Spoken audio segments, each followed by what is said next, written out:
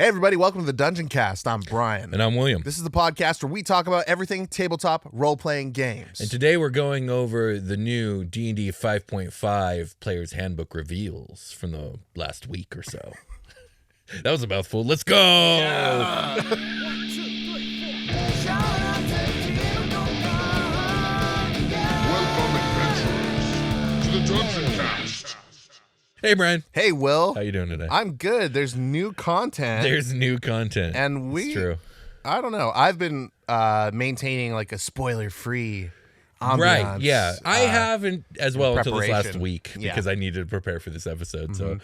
So I was where you are a week ago. Oh, okay. And now my mind has been flooded with so much content. And now you're going to flood me. I am. I'm about to flood you with some stuff. So essentially, for those who are somehow not in the know, Wizards of the Coast is publishing a new retooled, revamped version of the 5e Player's Handbook, Dungeon Master's Guide, and Monster Manual in the next coming year. The Player's Handbook is up first. It's coming out this September. And up to this point, I know I and a lot of people in the community have been kind of having a big question mark of what are we calling this? Is this a new edition? Are we moving on to a new edition? Is this akin to the 3.0 to 3.5? Is this 5.5? Is this weird 1D&D thing that they were talking about a year ago, but now no one really talks about it anymore? And I've come to the conclusion that this is, in fact, 5.5. That's what this is. This is almost a direct parallel in my eyes to what happened with 3.0 and 3.5, where, you know, the edition comes out, it's out for a while. In 5e's case, it's been out for longer than almost any edition to date.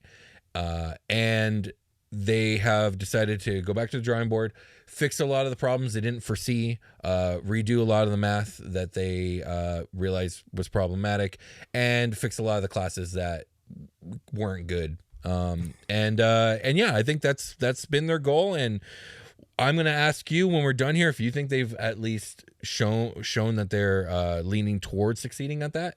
I know I have my opinion, which I'll also say for the end. Yeah, sure. Yeah, I'm going to get hit with... I've seen a couple of things on social media that I scroll past. I listen for a second. I'm like, you know what? We're going to get to it. Yeah, we're going to get to it today. So. Yeah, I am... We're staking our claim. We're putting a flag down. It's 5.5e on this show. It is. It's 5.5e. Until the community decides otherwise. And then which I don't think they're going to. Because I've been seeing it here and there. We're here. Yeah, 5.5. They didn't straight up call it 6th edition, so... Where are we? Yeah. It's yeah, what? Exactly. What are we? Yeah, exactly. All right, well, let's get into it. So one of the first things that they revealed earlier this week was character creation backgrounds. So backgrounds have been majorly overhauled. And I think that of all the points I'm going to go over today, I think this is the weak point in the chain where I think... I don't think it was like weakly made. I just think it was a decision point that I think not everyone's going to be on board with. Okay. And we'll get into why in a minute. But as for how do I feel about it, I generally like it. So there are going to be 16 backgrounds in this Player's Handbook.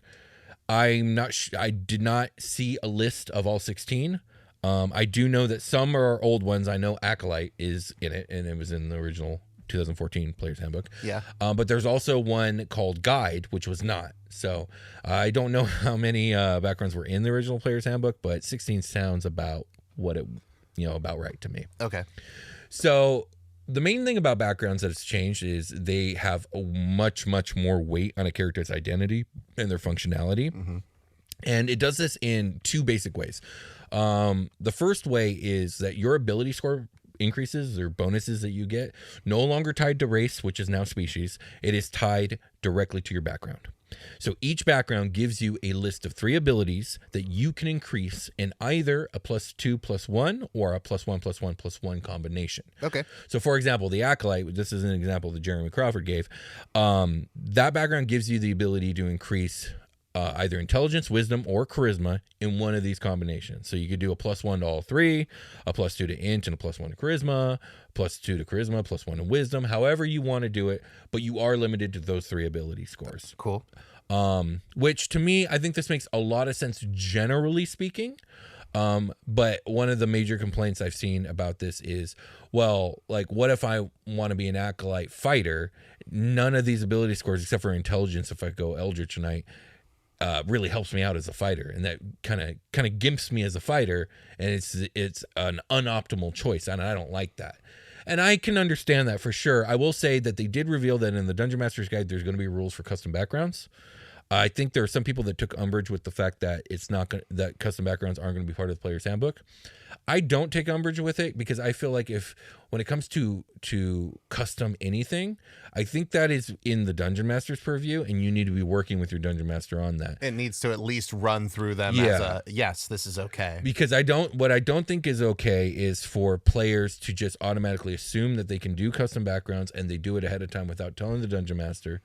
And the Dungeon Master might be one that, for whatever reason, doesn't really want a game where there's just a bunch of custom stuff. They want to do rules as written. And so that's how I feel about it. But I see the point of view of, like, I want flexibility. Like, please give me that.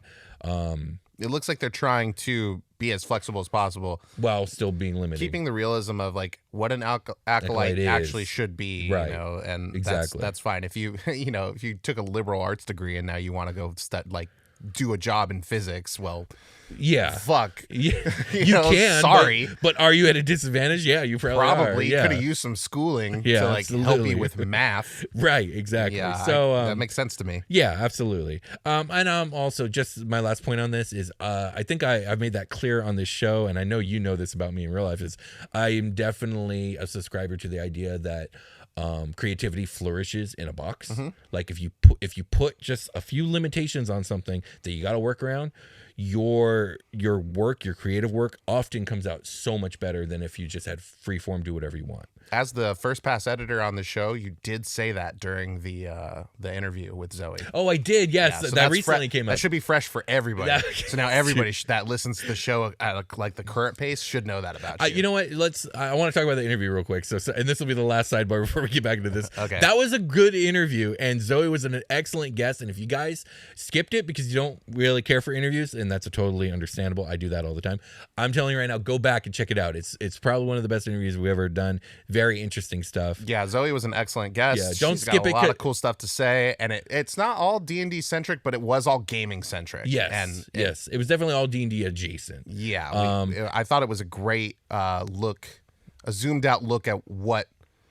It would prep you for what we're doing right now. Sure, absolutely. Yeah, I would think so. I guess what I'm trying to say is if you skipped it just because you generally don't like interviews, go back and give it a shot. But all right, back to backgrounds. The second big change to backgrounds is every background in this player's handbook gives a character a feat. Okay.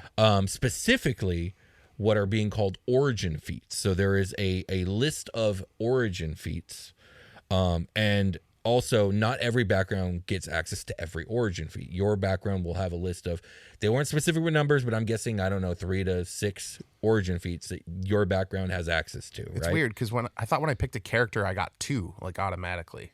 No. That's, if you're human, you get the extra one. What are you talking about? That's a joke about anatomy. Oh, my God. Okay. Also, you still do get, like, proficiencies and stuff, as far as I understand. So, speaking of feats, there are different categories. We know for a fact that there are origin feats now, but there's also epic boon feats, which we can talk a little bit about. No, we're going to get into that later when we get to the fighter.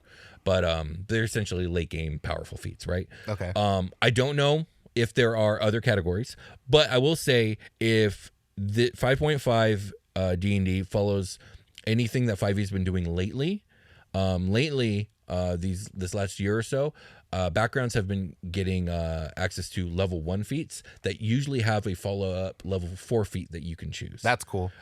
So I would not be surprised, although I do not know if leveled feats will exist in this version of the game, but we'll see.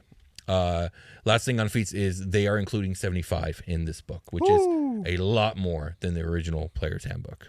If I custom brewed a centaur to have like feet instead of hooves, the max I used to be able to get was like 4. Now you get 75. Now it's 75. A centorpede. Can you imagine a centaur wearing like Mickey Mouse shoes? Because it needs to. Like big bubbly shoes to like protect its regular feet instead of its hooves. I guess so, yeah. That's fun. It is rather whimsical. I feel like we're going to get back to character building on the Dungeoncast because of this. Oh, new- God, new without a edition. doubt. Yes. So, I'm actually excited about it. that'll be one of my customization feats I run through you as my dungeon master. I'll be like, Absolutely. okay, Yeah, I want a centaur with like regular legs. We'll talk about human legs human legs with knees. Species. and biceps. We're moving on to species. Okay, species. We no longer have races, it's species. This is great for me because I renamed races to species in my book that I'm writing, Star Seekers Guide to Drakenstar. Because it's problematic to call it races. Yeah, it's just not the right word. I understand why we did it when we did it 100 years ago. That was But 100 years ago. but yeah, I think You're not species supposed to be fits better. racist. Yeah, exactly. But there are Orc, Goliath, and Asimar included in this player's handbook, and as well as the original. I think it was 8. Was there 8 races in the original player's handbook? That sounds right. I want to say there was 8. It also doesn't matter anymore. Yeah, well, it matters now because races or species, I should say, are outfitted much different than they used to be. So the more that are in this book, the better if you're deciding to move on to 5.5. Yeah, just what I'm trying to say is don't quote us on like what the Right, OG, the specifics. Yeah, Yeah. sorry we don't know them up front. We're focused on the new wave of shit. Yeah, also, I just don't know stuff like that off the top of my head. Yeah. But yes, Orc, Goliath, and Asimar have joined the new Player's Handbook Pantheon. And generally speaking, everything is getting just more sound mechanics applied. Dragonborn have better breath attacks. Now, I don't know if these breath attacks are better than the Fizzbands one. Fizzband. Or if they are the Fizzbands one. Fizzband. I'm personally okay with either because the Fizzbands one, Fizzband. as far as I'm concerned, fixed what was wrong with Dragonborn Breath before that. But hey, if they made it even better, sweet. I do know that you're going to be able to use your breath attack in place of one of your attacks, so that's great for multi-attack. I love that. Yeah. Yeah, it's fantastic. I'm thinking that they probably scaled the damage up a little bit. And also, Dragonborn are getting wings now. Wow. Where you get, I'm guessing a flight speed. I don't know if it's limited or not at a higher level. When they say higher level, they weren't specific, but I'm guessing level 5 because that's how we've kind of always done it with species. You think that early? I think so. Oh. I think it would be shocking for them to have a racial feature that you get later than level 5. They've never done it since 5e's inception. Okay. Because like for instance, the 2014 Tiefling, with your Infernal Legacy feature, you get a cantrip and a level 1 spell at level 3, and then a level 2 spell at level 5, and that was your little capstone for your race. All right. I'm guessing here, but that's my guess. Okay. Goliaths are getting a total facelift. They are getting variants based off of giant ancestry, so stone, cloud, storm, fire, ice, frost, Excellent. and all that stuff. Yeah. Which I think is great. That's so cool. You can be a pseudo dragon person and a pseudo giant person. Yeah, you now. could be a fire giant or a cloud giant variant of the Goliath, and also they can grow a size bigger at higher levels. Again, I'm guessing level 5. Now, I'm curious about how that plays with the Path of the Giant Barbarian, which can already grow a size bigger. Like, does that stack? Can you become huge? Probably not, but if you could, that'd be cool. That would be funny. Dwarves get tremor sense now, which I think we've said eons ago on the show that they probably should, but they don't. Just because they're so in there all the time. Yeah, they're all about stone and this attunement with the earth. Give them tremor sense. They got it now. Give them tremor sense, some strong lungs. I don't know if it's tremor sense 10 or 20 or 30, but we'll find out. Humans are kind of similar to the variant version from the Player's Handbook in that they get an extra origin feat at character creation, which I think is really cool. Okay. Nice. And they start each adventuring day, or after a long rest, with a new mechanic called Heroic Inspiration. So, Inspiration has now been replaced by this new mechanic called Heroic Inspiration.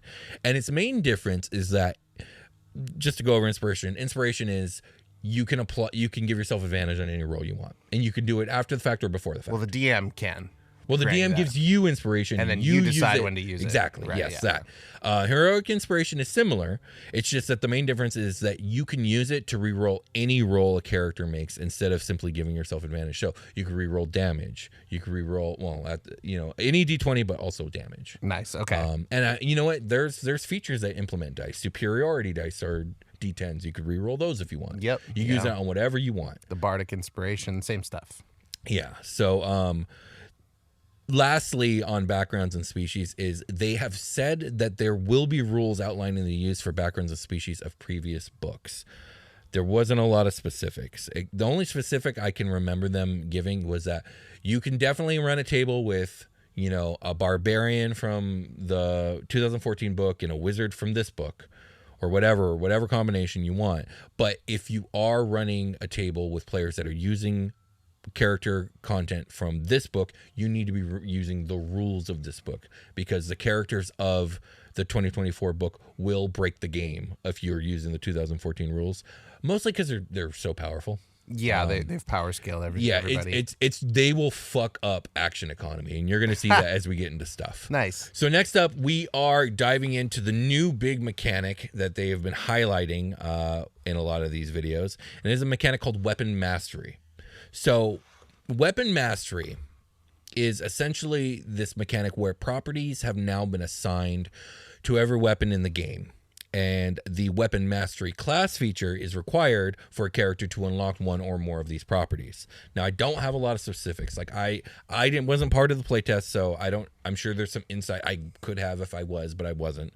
But I don't know if, for instance, I know the mace gets I believe it's the sap weapon property, but I don't know if it gets any others. So I don't know if weapons only get one, or if weapons get a couple and you unlock both of them when you choose your weapon mastery.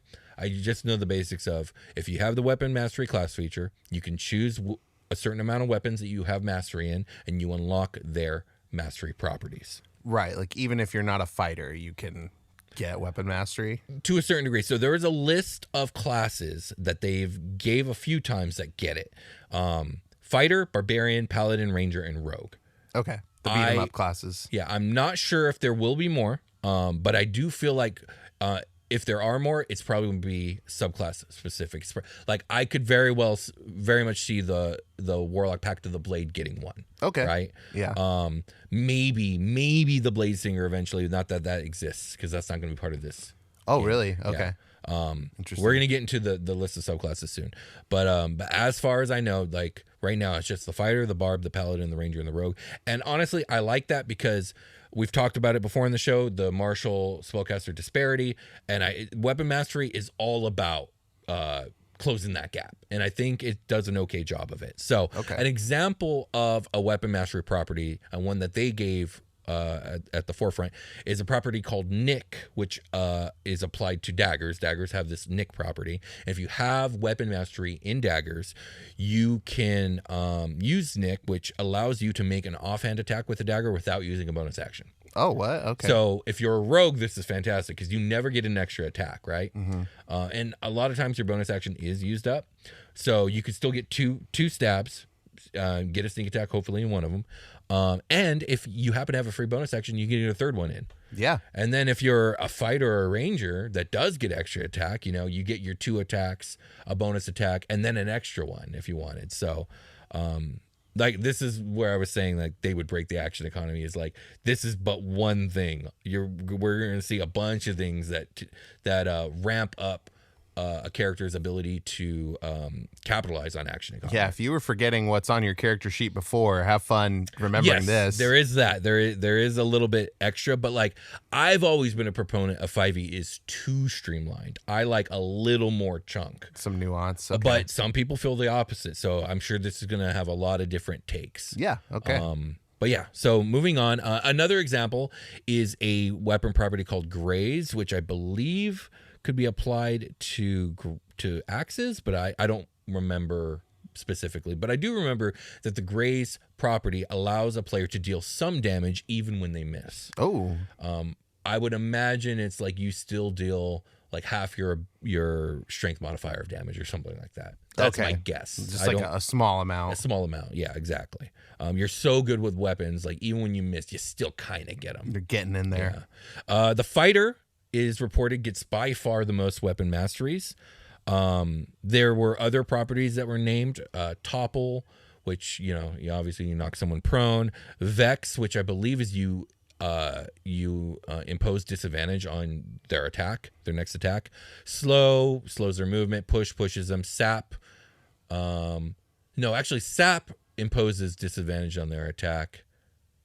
And Vex, I don't remember, but they all do something different along those lines. Okay, this will all be fully detailed. Like, yes, this and stuff I'm isn't sure there are officially people out there yet. that do know for whatever reason, but I watched all of the videos and I didn't pick up on the specifics for these ones. But these properties can be used on every single attack when applicable. So, for instance, we'll say push, right? So you can push. You're a fighter. You got 3 attacks at level 11. You push, move forward, push, move forward, push. If you hit with all 3, I like that. So yeah, it can stack. It can snowball really quickly. I think that's super cool. Before we move on, how are you feeling about weapon mastery just based off of this information? I like it. It's trampling on the battle master. Well, it stacks with the battle master. The battle That's master, good. Yeah. So the battle master is like this plus. I feel like plus, that's yeah. kind of what it should be. Yeah. Like really maxing out on stuff like this as a battle master would be a lot of fun. Yeah. So yeah. I'm into it. I like this a lot. Cool. Well, next up, I wanted to go over the subclasses and, of course, the classes that they ended up previewing. But the first thing is they revealed the full list of all the subclasses that are going to be in the game. I believe there are going to be 48, 4 for all 12 classes. And yeah, so the Barbarian is getting the Path of the Berserker, which was in the original player's handbook. Path of the Wild Heart, which is just a renamed version of Path of the Totem Warrior. Path of the World Tree, which is brand new, and Path of the Zealot. Bard is getting the College of Glamour, Lore, Valor, and the new one, College of Dance. Cleric is getting the Life, Light, Trickery, and War domains. Druid is getting Circle of the Land, Moon, Stars, and the brand new one, Sea. Fighter is getting the Battlemaster Champion, Eldritch Knight, and Psy Warrior. The Monk is getting the Way of Mercy, the Way of Shadow, the Way of the Elements, which is the renamed version of Way of the 4 Elements, and the Way of the Open Hand. Warrior of. They also changed it. It's not Way of. It's Warrior of. Okay. The Paladin is getting the Oath of Devotion, Glory, the Ancients, and Vengeance.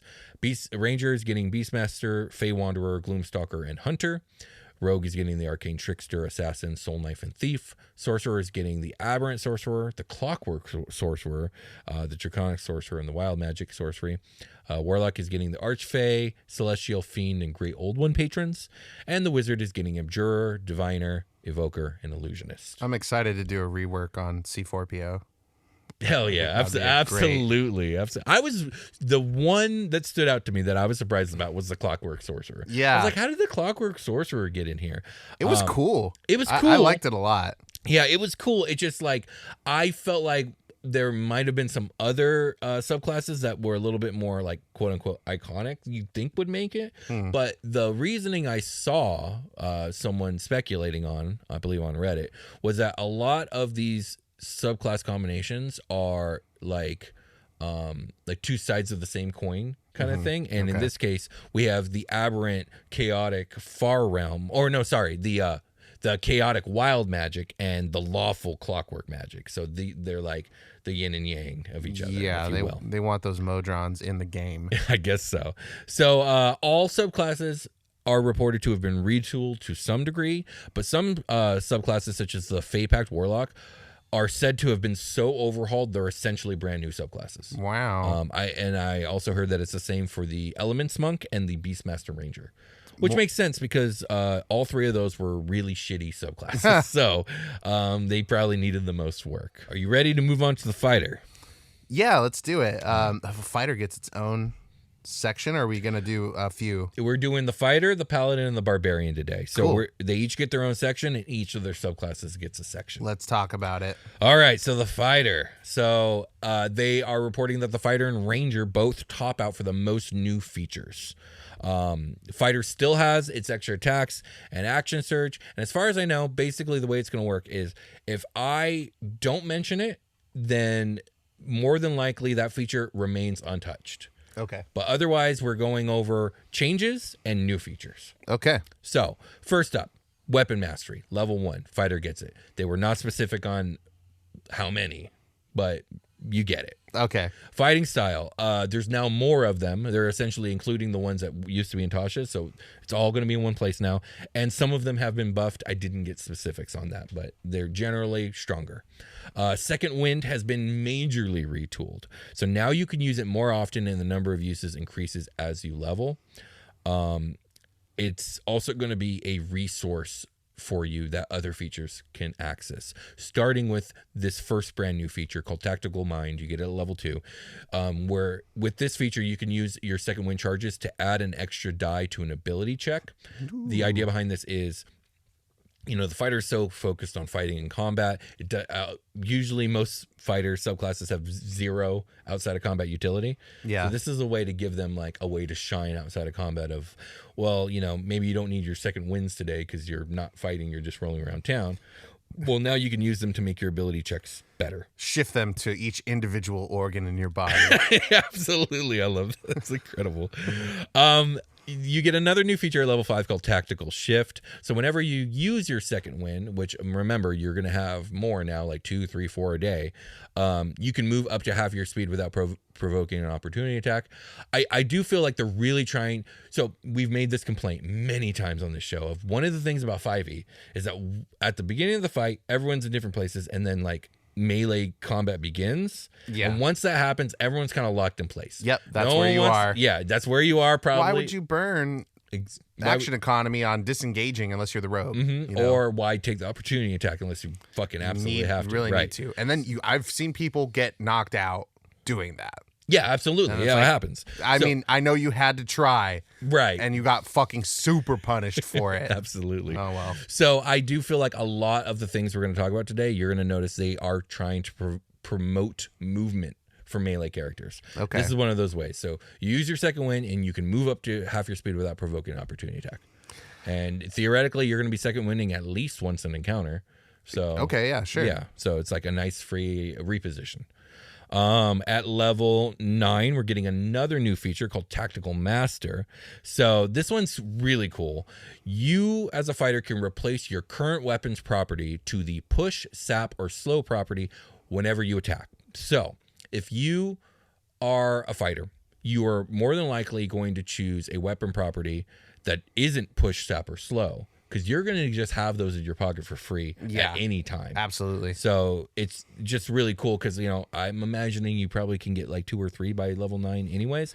So you're probably floating around with like 5 to 6 of these different extra abilities that have like tactical implications that you can unleash when applicable. Yeah, you're thinking of like, if I spread out my abilities like as much as possible to cover this wide range of this, but you could also just push a lot. Yeah, you could just push a lot. Yeah. Absolutely. That's very true. I didn't get specifics on this, but I was reading that they have made it much, much easier on the action economy for you to switch weapons. So it very much sounds like they want you to take advantage of weapon mastery.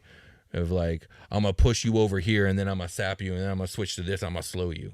So, it's like, holy shit, you just unleashed on that guy. I'm going to push you through these spikes, and I'm going to run over here, and I'm going to push you back through the spikes. The guy hit me with 3 different weapons in 6 seconds. It was unreal. But, like, I kind of like that. I think the fighters should be able to do that at a high level, That shit's, like, impressive and scary, That's funny. So at level 13, you get another new feature called Studied Attacks. So you gain advantage on your next attack roll versus a target if you miss them with an attack. So this is going to help you avoid those. Yeah, I have 3 attacks, but I missed all 3 times. So it's like, maybe you miss the dragon on the first one, but now you have advantage for your second attack, and then hopefully you do hit, and then you got your third attack still. Yeah, your misses are moving your opponent into a disadvantageous position. Exactly. I like that a lot. Yeah. And finally, this is a new feature that all classes get. They all get it in 19. It is just called Epic Boon. So you gain an Epic Boon feat, or if you want, you can just pick a normal feat, including ability score increase, although you probably wouldn't pick that one, because the thing about Epic Boon feats is all of them have an ability score increase baked in, and their ability score increases, their ability score increases can go beyond 20. Oh. So one example that's given was there's an epic boon called Boon of Combat Prowess, which gives you an ability score increase and allows you to once per day, when you miss with an attack, instead you hit with an attack. I like that. You can just say, I didn't miss, I hit. And yeah. Sorry, man, that's a miss. No, it's not. No, it's not. I have epic boons. I'm level 19. I'm sure that this applies, like if you want to take that ability score increase, that's probably in case you multi-classed and now you need. That's true. Yeah. And he made it to level 19. I like that. Actually, no, that would never work because you'll never make it to level 19 in a class if you multi-class. That's right. Yeah. But I see what you're saying. But yeah, that wouldn't work.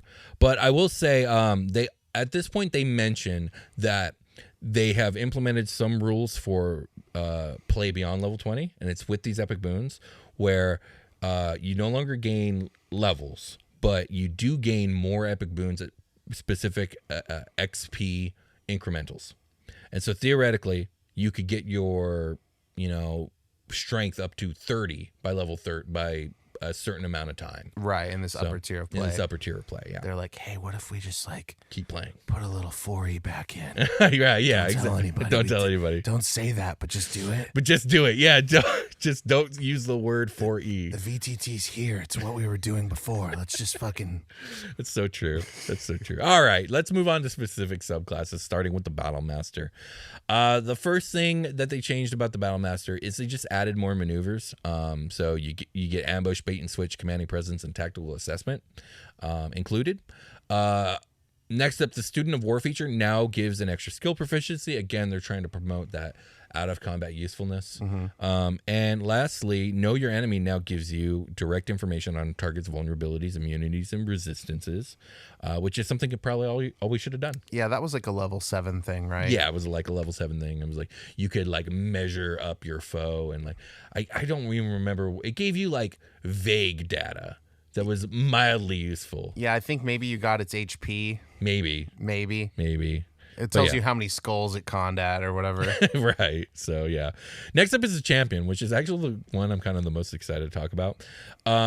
So, Jeremy Crawford talked about how they wanted to take the baseline subclasses, the real basic, iconic, simplest of the subclasses, and make them satisfying to play, even if you... whether you like the simplified play style or if you usually like a little chunkier play style. Okay.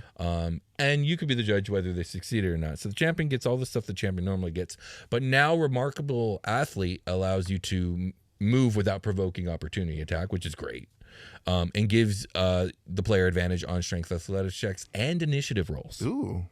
That's good. Yeah. You get your extra fighting style earlier, level 7 instead of level 10.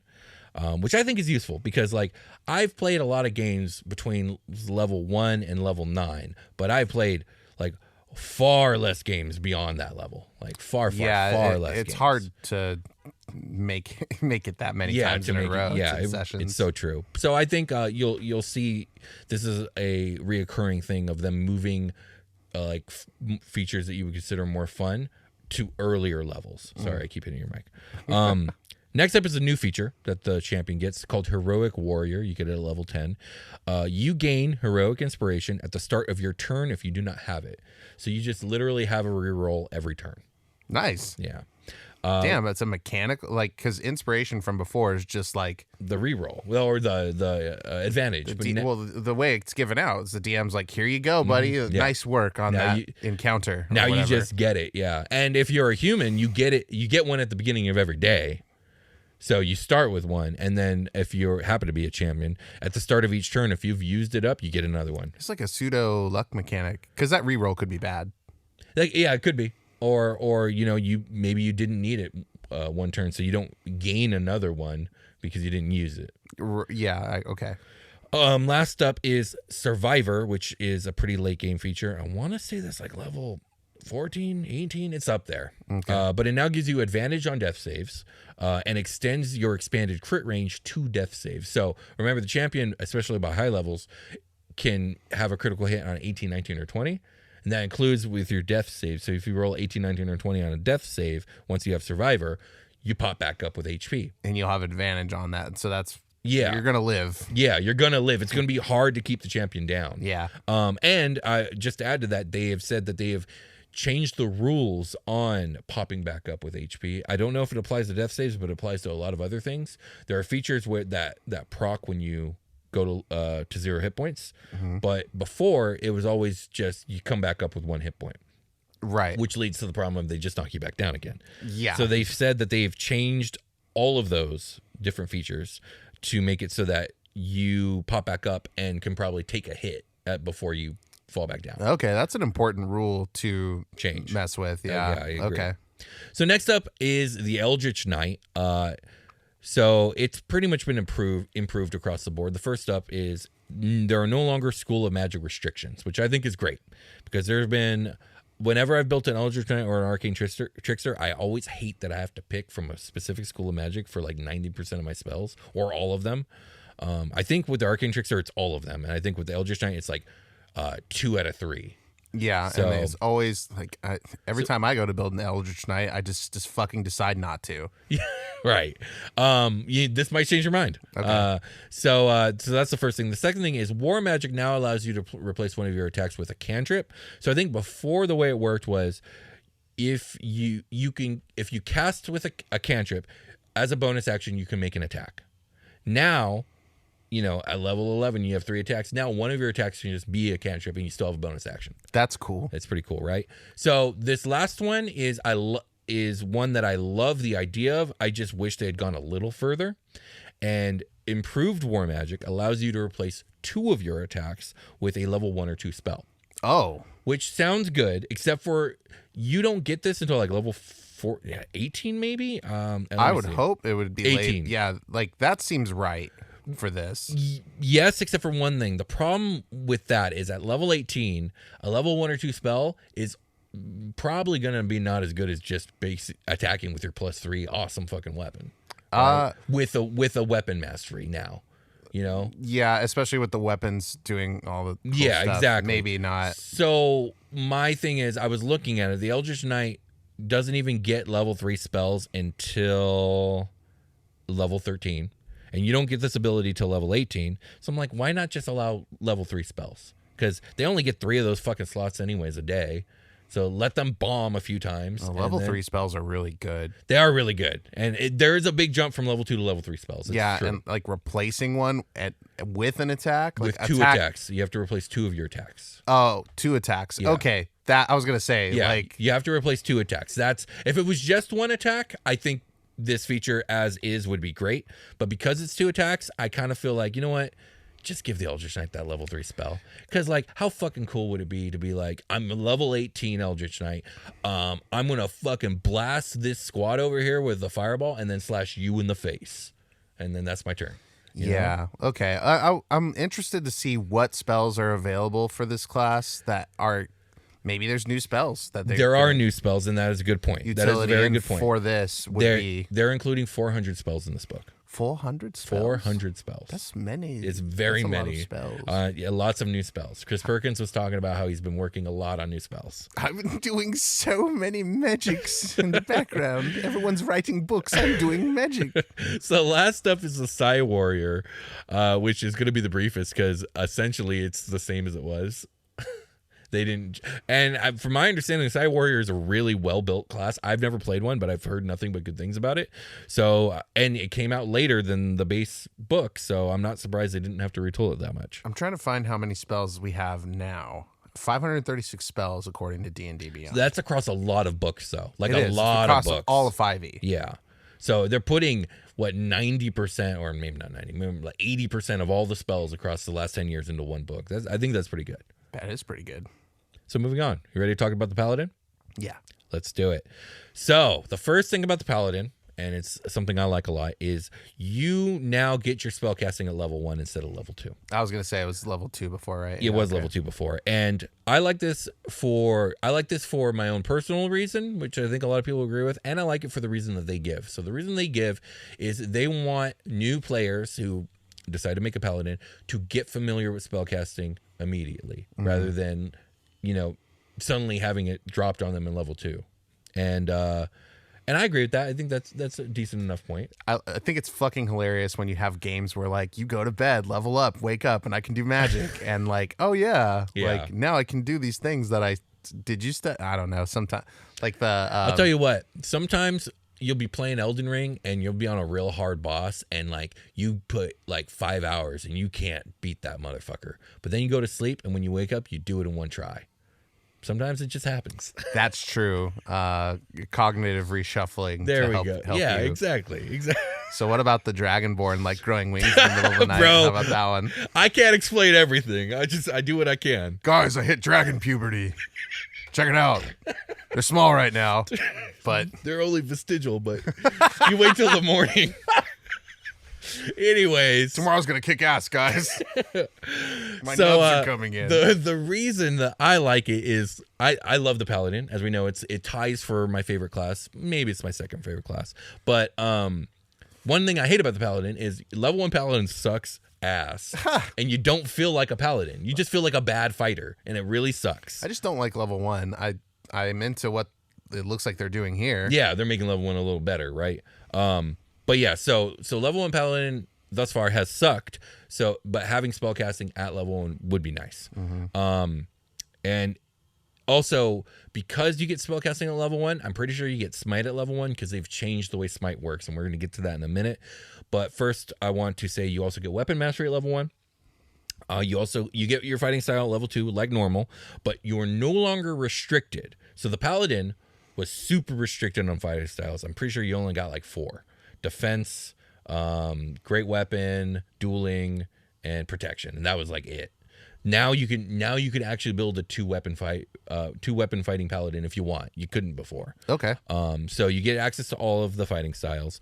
Furthermore, you can forego a fighting style and instead decide to gain cleric cantrips instead, which I also think is super cool. That is cool. Because, fighting styles are great, but if you're not too worried about it, it could be real nice to have a guidance and sacred flame in your pocket. That's true. But or moving just on. some light or some mending. Yeah, exactly. So moving on, Divine Smite.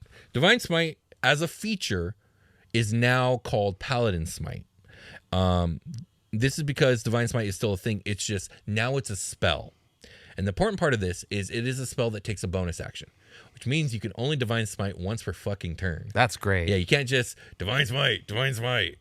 Oh, I'm hasted, Divine Smite. Yeah, just blow up any enemy immediately. Exactly. For like 100 plus. Yes, yeah. So Paladin Smite gives you access to the Divine Smite spell, and it does allow you one free cast a day without expending a spell slot. Okay. So it's a little give and take there. Yeah. A little give and take there. But the important part is it takes a bonus action, which is a nerf. That's a big nerf. But I, as a Paladin lover, I agree with this nerf. They sat a Paladin lover that like you down in their boardroom while they were like, here's the big list of complaints. They put it up on the projector. Yeah. And then you brought your notebook with all the things you love, right? And they just wrote smite across their notebook.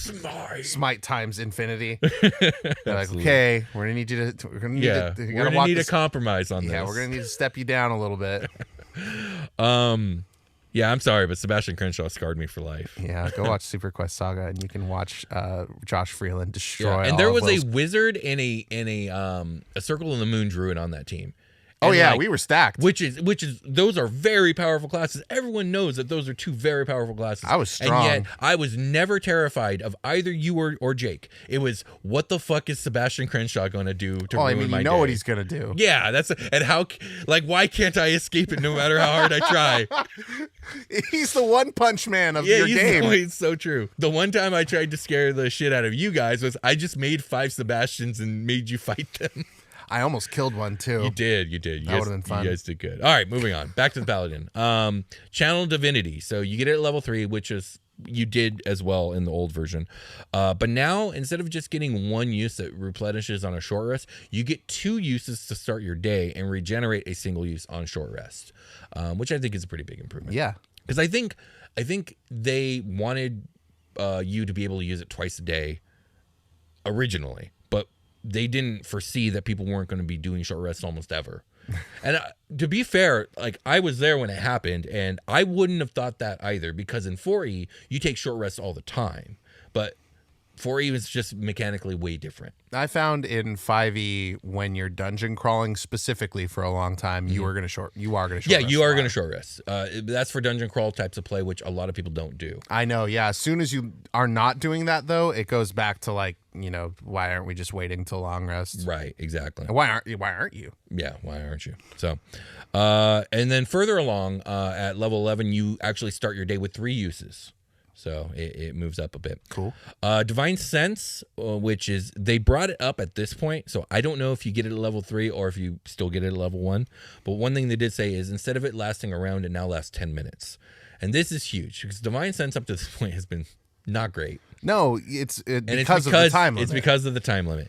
And, you know, the scenario they gave is really cool because, like, okay, you're a paladin and you're at a ball or a banquet, right? And you have reason to believe that there is something foul afoot, right? Mm-hmm. Well, now you can pop your Divine Sense for 10 minutes to walk around the room and try and suss out any demons in the room. Yeah, instead of gambling on, like, do I do it right this second? Right, exactly. You know, and then you fuck up and now you're down a resource for no reason. And the DM's like, I really wish she would have timed that right, you know? Like, or you're the DM, you know, like, you know what? You know, there's no combat, so we'll let it last longer this time or whatever. Homebrew it. All right, next up, level 5. Paladins get the Find Steed spell no matter what. You don't have to pick it. You don't have to prepare it. It's auto-prepared. You get Find Steed spell. Oh, wow. Furthermore, you can cast it for free once a day, so no spell slot. So once a day, you get your steed for free. And according to them, Find Steed has been completely redesigned. I was about to look up Find Steed. That was exactly what I was about mind. to do while I was watching the video. And then he said that. I was like, oh, never mind. It's been completely redesigned. It now scales with the spell level that you use to cast it. And it gets a unique stat block. Their idea here is like the Paladin. And in 4E, it's like this. So in 4E, there's a version of the Paladin called the Cavalier that really focused on the steed. And like at first it was like a celestial warhorse, and then later on you'd get like a fucking a Pegasi or a Griffin. But at the late levels, I'm not making this up. At the late levels, you could choose like a silver dragon or a fucking celestial trihorn behemoth, which is basically a triceratops. Oh my god! Yeah, 4E rocked, bro. I don't give a fuck. 4E was cool. But anyways, they're saying that the Find Steed is a little bit more like that. You're gonna really feel like you're riding. It's not just a normal steed. It is a celestial or otherworldly creature. Oh my gosh. Okay. Cool. I'm into that. Yeah. All paladins get a channel divinity called Abjure Foes. This is a more general version of the various Abjure abilities that all paladin subclasses were getting. Yeah, there are some that could abjure this specific group of enemies, or some that could abjure kind of like in this specific situation. Now they're just like, fuck that shit. All you paladins get Abjure Foes. It works the same way. It's a more general thing. Instead of just kind of being a sloppy mess everywhere. Okay. I love the picture of like Chris Perkins like sliding little note cards across the table to Paladin fan. Yeah. And being like, so how many smites are you willing to come down to now? Absolutely. Spectral Horse? A better one? A better one? Here's the custom stat block. I'll see what I can do for you. Yeah, he's like 999. He's crossed out infinity. So the Paladin's also famous for its auras. I think the base Paladin gets 2 auras, and usually a lot of subclasses got a 3rd aura, all different auras with different ranges and all this other stuff. That doesn't have, no longer. Now there's but one Paladin's aura, and that one aura can gain different effects depending on your subclasses and level and all that other stuff. Oh, okay. So I like that better. Yeah, it's just cleaner. Also, they are now utilizing a new area of effect mechanic called an emanation. It's basically, this is an aura. And Jeremy Crawford says this, and I know this for a fact because I've been building monsters like at an insane rate over this last month for Starseeker's Guide. This mechanic has always existed. It just never had a name. So whenever there's like a creature that has an aura, I have to like, I'm going in, I'm like doing phrasing of like, you know, within a radius blank of this creature, you know, blah, blah, blah, blah, blah. And basically, now I could just say an emanation of 20 feet. Oh, okay, cool. Which is much nicer. Yeah. You ever, like, eat too much chili or something? Yeah, does it give you an emanation of 20 feet? It'll give me an aura. I bet it does. All right, subclass time. Oath of Devotion. This is what I would call, like, your base iconic subclass for the Paladin. And generally, I think it's been seen as, like, the least good, most boring. And I think they've made it really cool and something I'm interested in. Okay. So the first one is you can activate Sacred Weapon as part of your attack action now, which is very good because I'm pretty sure you need to burn an action to do it. And it's basically like, I think you just get like an extra amount of radiant damage on top of your base damage. Is that what that was? Okay. Yeah, and it lasts for a certain amount of time. Now you can just activate it as part of an attack action, so that's great for your action economy, because a lot of Paladins Oath of Devotion would kind of just decide not to use it. It's like, I don't want to burn a turn not doing anything. Okay. You know, this is funny. I'm realizing where my knowledge gaps are in the Paladin. Never played one. Just was a big fan of Freeland smiting everything. Yes, absolutely. Like smite, let's see. Smite. I believe he started as a conquest paladin. Right. Yeah. And he stayed that for a while, and then he became an Oathbreaker. Oathbreaker, and then a Vengeance. No, and then he lost his divine power and became a fighter for a while. A lower level fighter too. Right. And then he regained his oath, and we did a homebrew one for him. Oh, okay. It was a wild ride with Sebastian Crenshaw. Oh yeah. So next up, the Oath of Devotion gets a new feature, Smite of Protection. So when you use Divine Smite, you and your allies within your aura have half cover for a limited time. Oh, that's cool. I would imagine until maybe the start of your next turn or something like that. They weren't specific, but yeah, that is fucking cool. Like, that's like, I'm gonna protect my friends. Like, that's Paladin should be able to do something like that. So I like it a lot. God Shield.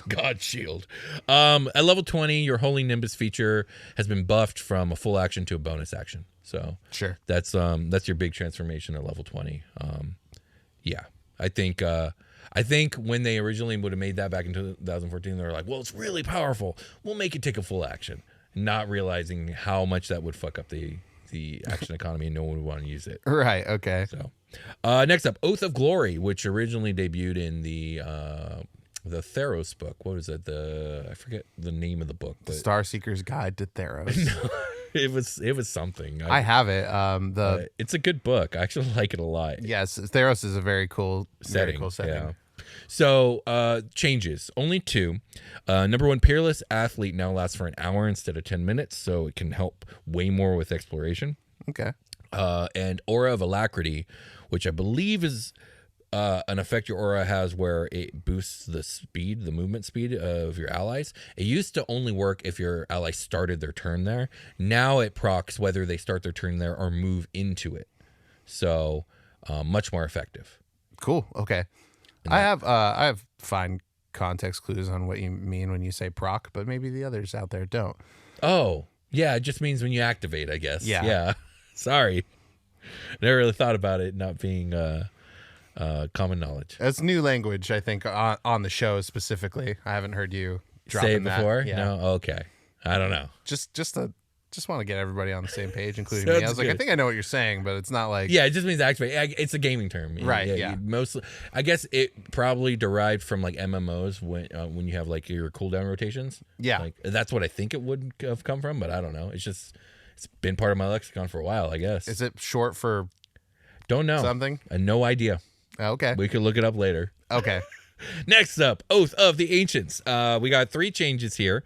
So the Aura of Warding at level 7 now gives those in your aura resistance to psychic, necrotic, and radiant damage. Okay. Which are 3 good ones to resist, honestly. Or 2, and then radiant's nice. Your Nature's Wrath range has increased, which if you don't know, that's your channel divinity where... rules is written, you conjure up a bunch of vines that grasp and hold your enemies. Sick. Now the range is increased. And lastly, the Undying Sentinel, which I believe is the capstone feature, now recovers more HP upon reaching 0 HP, like we've talked about. We're going to see that a couple more times. I like that. Yeah. I like that. Next up is the Oath of Vengeance. So this one was interesting because I didn't expect it. They actually kind of buffed your Vow of Enmity. Now, Okay. I like it. I think it's a good choice. I just didn't expect it because I've always seen the Paladin is so fucking strong. Like, what do you mean you're going to buff a feature? But here we are. So Vow of Enmity can now be used as part of an attack action. I believe it was a bonus action before. And if the target dies, it can also be reapplied to another target, which I think is great because I've never ran an Oath of Vengeance Paladin, although I've DM'd for them. But right now in one of your games, I have a character who is a Hexblade, and they have a Warlock's Curse that is refreshes every short rest. But the problem with Warlock's Curse is you apply it to an enemy, and if that enemy dies, it's just over. You can't reapply it, and it's just such a bummer. I see. Okay. So I like this idea of you being able to reapply it throughout one fight, you know? Yeah. And so that you can do that with this Vow of Enmity. And lastly, your capstone transformation, Avenging Angel at level 20 can be activated as a bonus action now. Sick. Okay, cool. That's the Paladin. How are we feeling about it? I don't know. I want to see it played. Yeah. This is one I'd like to see played to see what's possible and to see what's fixed and what's still broken. Yeah. Remember, you still get weapon mastery, and that stacks with your smite. Yeah, I mean, there's going to be because you're part fighter, part caster. Yeah. Or part cleric or whatever. Yeah, I like. There's a lot of flexibility here that the Paladin didn't have that I've always wanted to have, mostly with the fighting style or going with cantrips, and then of course getting your weapon masteries. I enjoy the nerf to Divine Smite. Sure, personally. yeah. I mean, that's a big one. I also think I can't remember where I got this information, but I was reading that if you miss with your attack for Divine Smite, it doesn't burn either your bonus action or your spell slot. So there's no repercussion for using it either, which I think is important. That's a fine trade-off, I think. Yeah. So you're gonna do a smite. Yeah. But if you miss, don't worry. You didn't burn a spell slot. You didn't burn a bonus action. You still have your bonus action. God doesn't pump your hammer with juice until it connects. Yeah, that split second when the sword hits the skin that goes, oh! But anyways. That's Black Flash from Jujutsu Kaisen. So I will say this.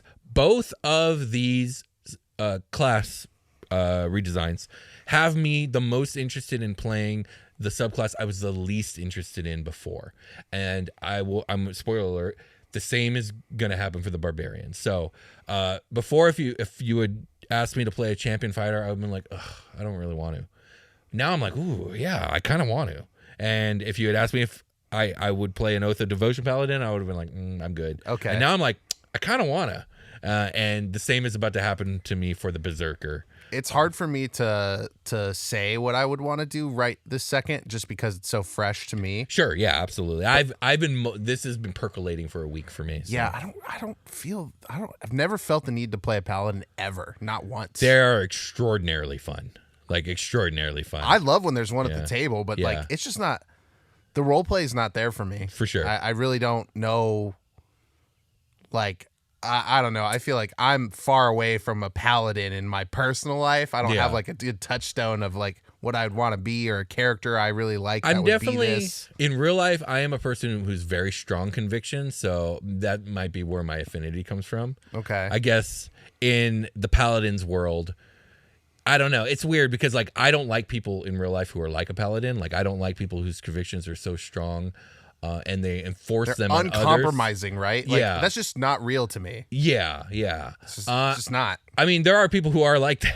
Yeah, I know, and they fucking suck. Yeah, I'm definitely not uncompromising, but I do have a certain strength of conviction that I guess I have an affinity to them in that way. Yeah, I like I said, I like having them at the table, but even I loved Freeland's portrayal of this character and how he leaned into the realism that being uncompromising in an ever-changing world doesn't work. And so he would have to change what kind of paladin he was to fit the situation. Yeah. This feels real. Yeah, but I think that's one of the fun things about being a paladin is having your character's convictions challenged. And then we get that chance for growth. Also, like, I'll use the Oath of the Ancients one. The Oath of the Ancients one has convictions that are just so universally, like, good that they fit any situation. They're never not wrong. If you look at the Oath of the Ancients, it's just like, be kind and spread happiness. Stop people who are hurting others. You know what I mean? Like those are just good things. It's hard to. Like, in what case is that not good? Yeah, that just feels like it's not in the spirit of like what this was originally meant to be. Sure, which was an uncompromising, insufferable asshole at the table, essentially, that spoke the language of justice. I think originally it was insufferable in that, like, because remember, if the paladin goes against their oath back in original, they'd lose their power, right? So they literally couldn't go against their beliefs. So it would put the party in a situation where it's like, okay, well, X is the easiest solution, and no one sees anything wrong with it but the paladin. But we literally can't do that because the paladin will literally depower if we do that. So we got to work with it. You know what I mean? I do like the paladin being like, guys, I see the issue here. I wish I could, but like I'll die. Yeah, I'll die. Exactly. Yeah, and I think that's kind of cool. God will forsake me. Yeah, absolutely. Do you mind if we take a short rest? Yes, let's take a short rest. Okay.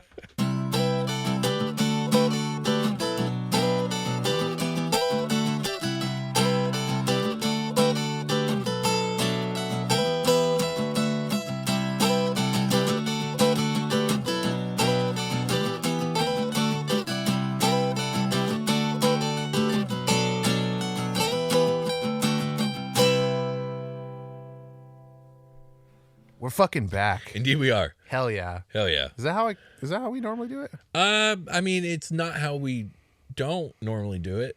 Wait, what? What are we talking about? What's going on now? Are we talking about barbarians? It's barbarian time, man. Did we alien and Bearn? Did we? That's the question. I don't know. Did we?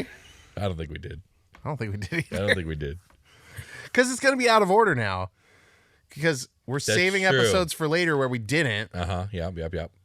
I think maybe they'll just be back on it. That'll be our episode 400 reveal is Alien and Bearn are back. They're back.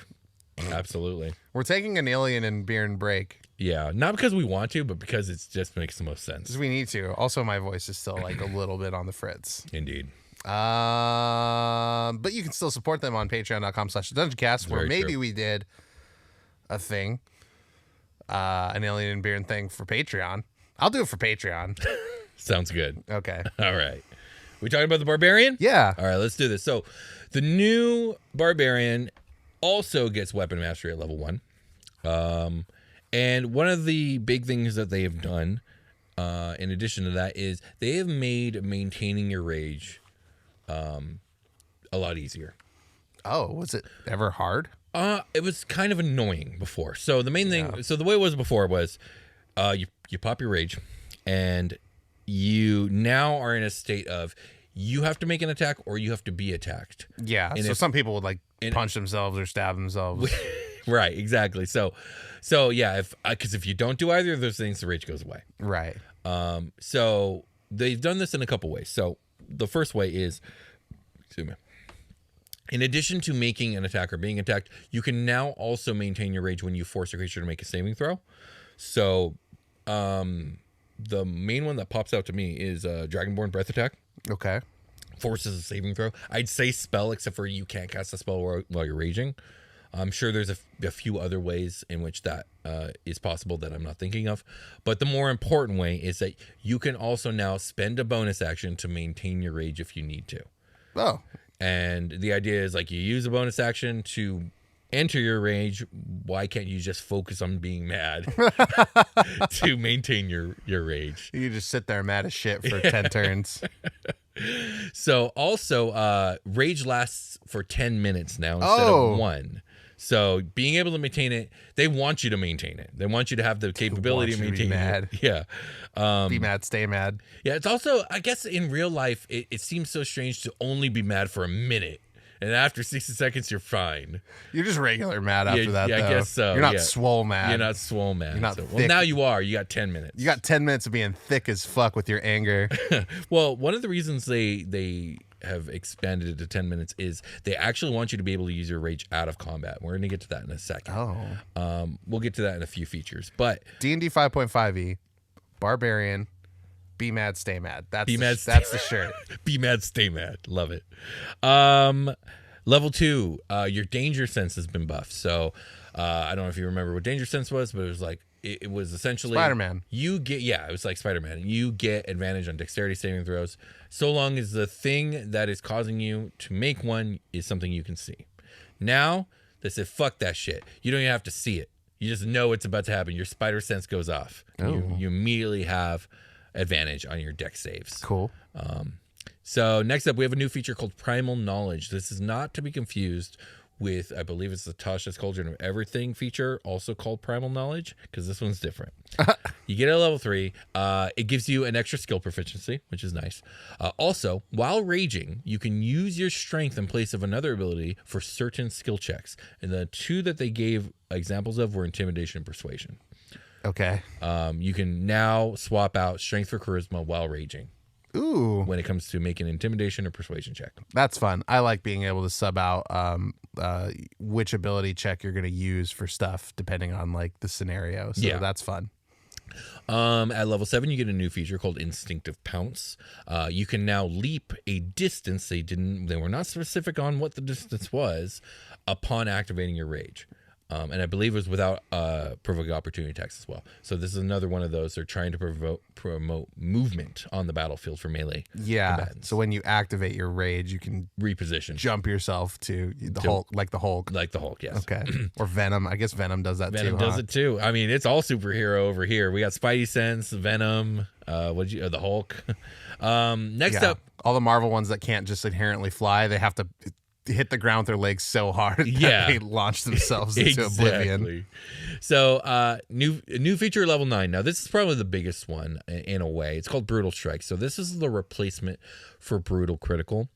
For anyone who doesn't remember, Brutal Critical, it was a very simple mechanic that Barbarians were kind of built around, in which when you scored a critical hit, you got to roll an extra weapon die on top of it, which sounds cool in its way, but unfortunately, you don't have an expanded crit range, so it's a feature that is literally happening 5% or less of the time. Yeah. Now this has been replaced with Brutal Strike. So the way Brutal Strike works is when using a reckless attack, which they want you to do. Reckless attack is when you give yourself advantage, but you are also people have an advantage on attacking you. Yeah, everybody do. Yeah. You can forego the advantage with Brutal Strike to deal extra damage, plus one of a few extra effects. Now, these effects are similar to weapon mastery properties and do stack with them. They were only so specific, but one of them is a push, and it does stack with the weapon mastery push, so you can super push. Okay. And deal extra damage, but the trade-off is you lose accuracy because you no longer have advantage, and you're still... what's the phrasing? You're still at a disadvantage for getting attacked. Yeah. I know there's a way of saying it. I'm drawing a blank. But anyways, you're vulnerable. You're vulnerable. Yeah, sure. They also said that this extra damage and the effect scale with your level. Oh, okay. Lastly, your relentless rage, which I believe you get at 14. It's the one where if you drop to 0 hit points, you pop back up. Yeah. Now you pop back up with more than 1 hit point. They weren't specific on how much yet again. Okay. Well, I guess we'll find out. So that's just the base Barbarian. Now let's move into the subclasses. Starting with the Berserker, Path of the Berserker. So Frenzy has been retooled. Now, I'm not sure how much you remember about the Berserker, but the main thing that everyone hates about the Berserker and why no one ever runs one is Frenzy is cool and all, but it really sucks to use it and then gain exhaustion every time you do. Oh yeah, it's really sucky. So it's completely different now. So the way Frenzy works now is when using Reckless Attack, which you should be, you just straight up deal extra damage once per turn. So it's just an extra. It's like on hits. Yeah, on hits. So it's an extra rage on top of your rage that just gives you even more damage as long as you're reckless attacking. Because you're frenzied. You're not you are no longer worried about self-preservation in any way. My anger is angry. Yeah, my anger is maxed. Mindless Rage has been buffed, so now not only does it prevent you from becoming charmed or frightened, but it also ends any current charmed or frightened effect that you may be suffering from, which I think is excellent, because a lot of times both frighten and charm, all they really prevent you from doing is attacking the source a lot of the time. But they don't prevent you from doing other things like getting mad, and now suddenly you're free from their bullshit and can attack them. That's true. Is all the angry endorphins, the fight or fight.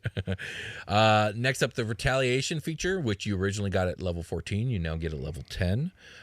This is whenever you take damage from a creature that is within 5 feet of you, you can use a reaction to make a melee attack against that creature. Cool. So it's like a riposte. Yeah. You get a level 10 now, which I think is great. Because waiting till level 14, that's a long time. That is too long.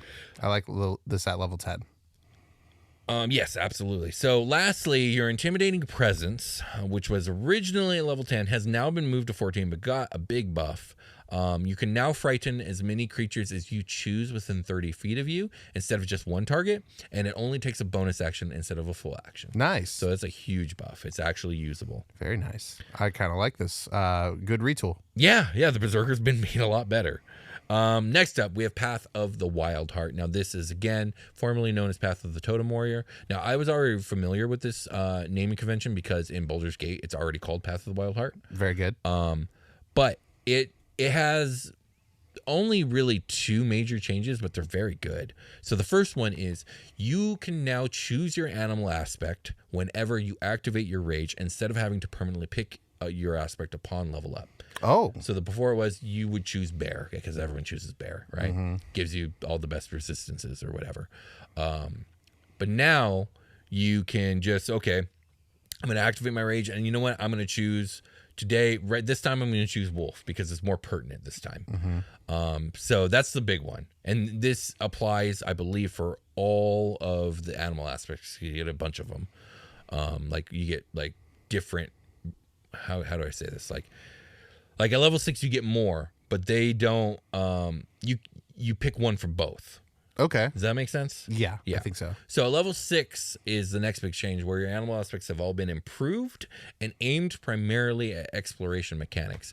The examples they gave were if you choose salmon, you get a swim speed. If you choose panther, you get a climb speed. If you choose owl, you get a dark vision. So I like the salmon one. I like my buff ass barbarian like doing that wiggle jump over the water. The salmon. He's swimming upstream over the waterfalls. Yeah. It's fantastic. And then the bear goes to bite him in the rib cage, and he punches the bear in the face. Absolutely. So, no, I'm also part bear. So next up, we have a brand new subclass. I think this is the first brand new subclass they've revealed so far. So unlike all these other subclasses we've talked about, they don't give specifics for this one. They want you to buy the book. So they just give you the general, right? Like the idea, the inspiration, the general things you'll be doing. So just be prepared for my phrasing to change. So this is called Path of the World Tree. And this subclass is focused on this idea of finding a primal connection with the multiversal world tree. Now, we have not talked about the world tree much because whether it existed or not still was a matter of big question mark because we've changed the cosmology so often. I think I told you before, like originally I believe it was the wheel cosmology, and then I know for a time we went to the world tree cosmology, and then back to the wheel cosmology, and then in 4e we went to the axis cosmology, and in 5e we're back to the wheel cosmology. Yeah. So the idea here is like there's this fusion between the two, right? So the wheel of cosmology is like how a universe is set up. But then remember, we are part of a multiverse, right? Where now all the settings are connected across the multiverse, and those universes are connected through the world tree. That's the idea here. Cool. Okay. Now that we're done with that, we'll move on. They are saying that this is the most magical of the 4 subclasses for the Barbarian. At high levels, this subclass is going to get teleportation abilities.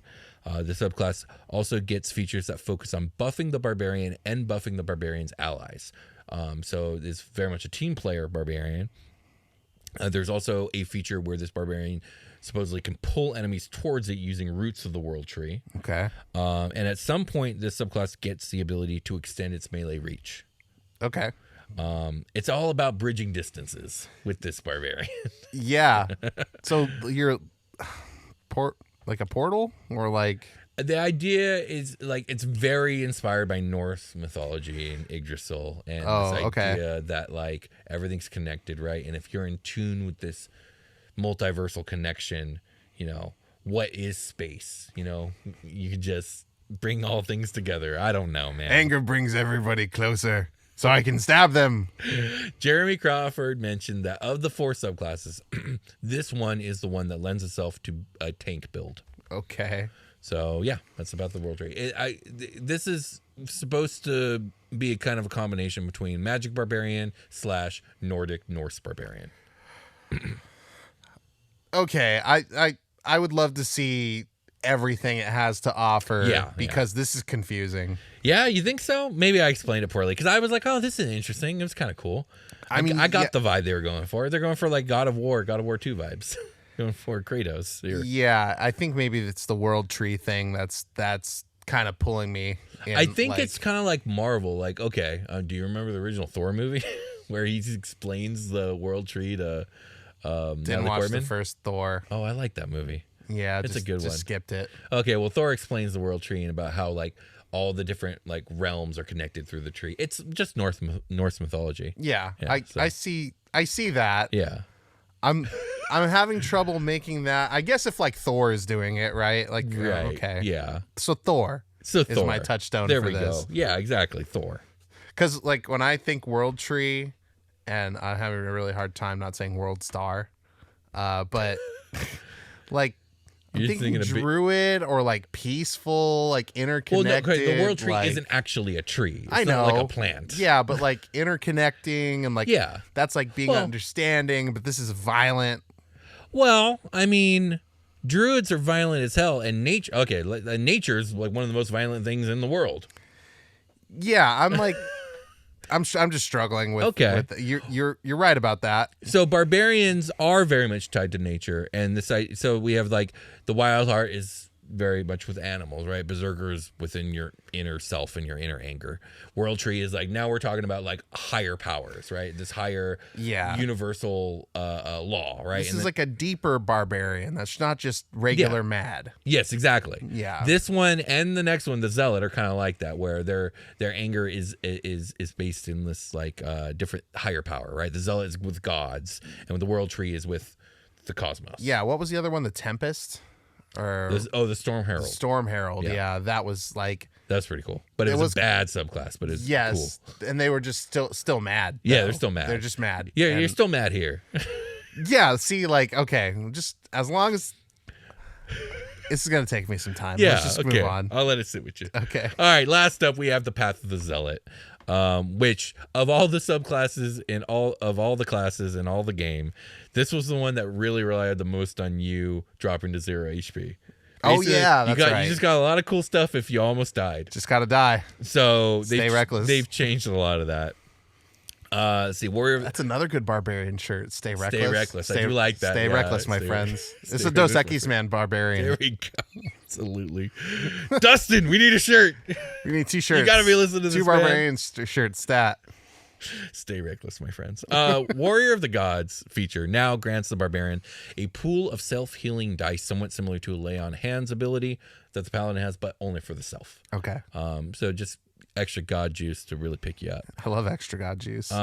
Fanatical Focus now grants the Zealot Barbarian a bonus to their reroll that they get with that feature. And the capstone feature at level 14, Rage of the Gods, no longer requires you to drop to 0 hit points. Instead, it can be activated when you rage. It also gives you some extra abilities to the Barbarian. You gain a fly speed. You gain some extra resistances. They weren't specific on what. And you gain the ability to assist allies in thwarting death.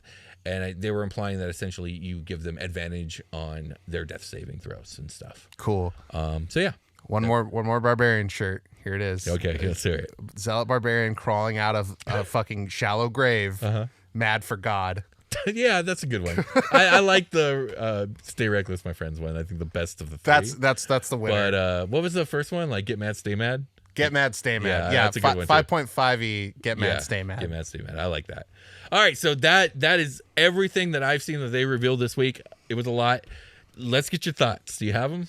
Yeah, I like most of it very much. You like most of it? Yeah, and the stuff that I don't like, it's because maybe I just don't like. Can't wrap my mind around it right now. That World Tree really throwing you for a loop.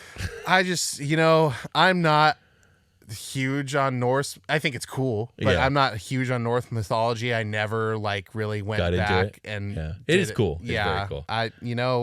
I read Beowulf. That's cool. That's fun. I like Beowulf. Okay, my feelings on this are generally good. I did see side note, they did officially make drinking a potion a bonus action. Yes, that is something cool. I also heard. Yeah, that was a fun little boon. That's something that everyone's been doing at their table. We've been doing it at our table. Exactly. Yeah. So I'm glad that they have their ear to the ground. Yeah, and this feels like they have their ear to the ground. It does. It also feels like they're trying to sell me a VTT. Ooh, where do you get that? I'm curious. All this movement stuff, like how I kind of mentioned at the beginning of 4E, this feels designed to be played on a board. That is true. It is. I didn't think about the implications. Again, I'm a 4E head, so I'm like, ooh, a little more tactics. But you're right. It does become more difficult to do theater of the mind because of the weapon mastery stuff. I think fixing combat is linked to having a visual for combat. I think you're right. Yeah. I just don't see a good way around it. Yeah. I don't think there's anything wrong with it. It's not that they're not going to. Maybe they'll show me a good way around it where I don't need the VTT, and that'll be fun. Yeah. But this is leaning heavily. If you're playing in real life, you could just have the battle map, the grid. Exactly. Yeah. It feels like the VTT is going to take my GUI 5, my regular 5e brain that is used to that streamlined flow of play with not too many different things going on I have to remember. That's true. And it's going to automate a lot of this stuff for me in the VTT.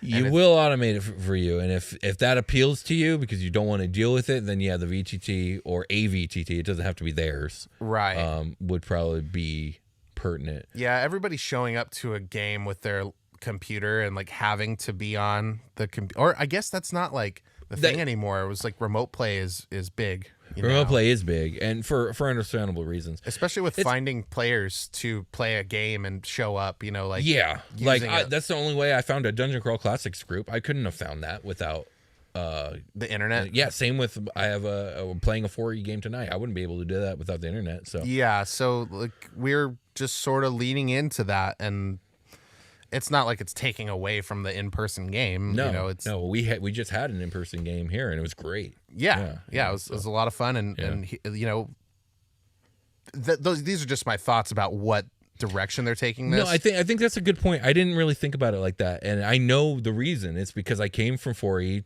12 years ago, and it was just honestly, we never really used the VTT then, and it was fine, but you needed the battle grid. It was impossible for you.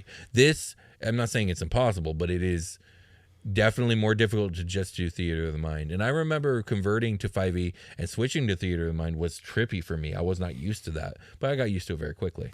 Yeah, when you have push mechanics being at the forefront. Would you have tactical mechanics? Period. Yeah, you need the board. Yeah, I feel like that's going to be a big change to the way I run games in this system. That's an interesting point. And I think you're right. I can kind of draw up like a fucking like the game we just played. Yeah, right? where we just drew up like a rough map. Yeah, I just was like, here's the general placement. Like I had a train. They were protecting cargo on the train. I literally was like, if you're on this side of the train, you're in the train. If you're on this side of the train, you're outside or on top of the train. Because that's the kind of thing we were doing. Yeah, exactly. And that's it. They were very small train cars drawn on a board. Right. It was like 8 train cars or something like that. 9 train cars. And just fucking, it wasn't, I didn't have every train car mapped out on a grid with the specific spacing. And then when the back one got like the back quarter of it destroyed, I didn't have that like ready to, that. No, you're absolutely right. And I think,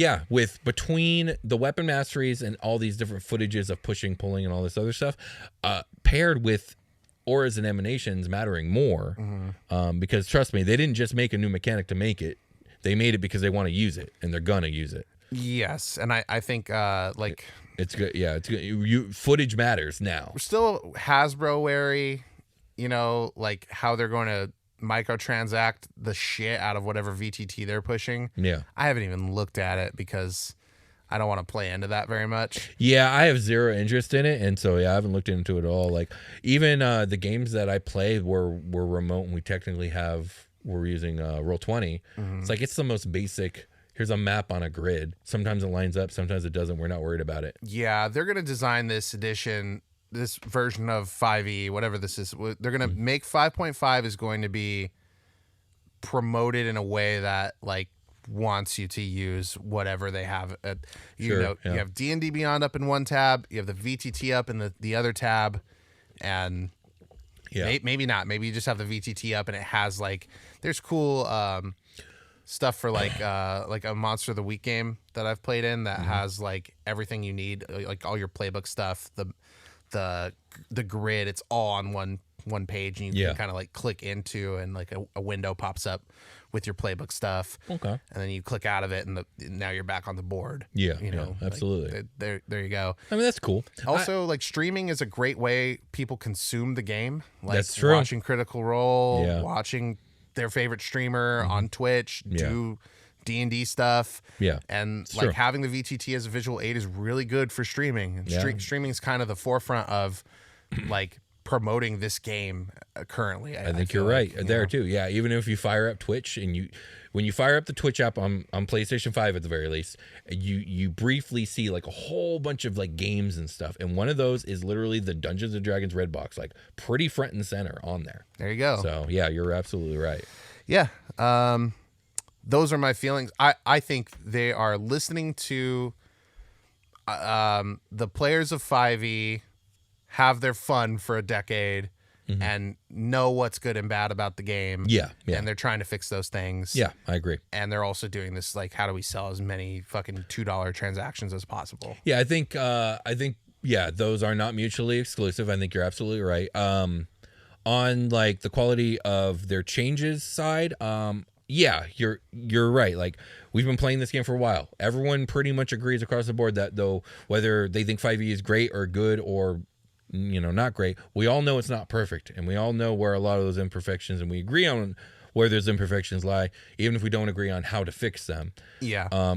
I just, from my personal point of view, a lot of my issues with 5e, not all of them, but a lot of them, are kind of being addressed here. And I do think that so far what I've seen, it does look like the game is going for an overall, or is headed towards an overall improvement. Like, this doesn't seem like just a sidestep, and it definitely doesn't seem like a downgrade. It seems like pretty universal so far.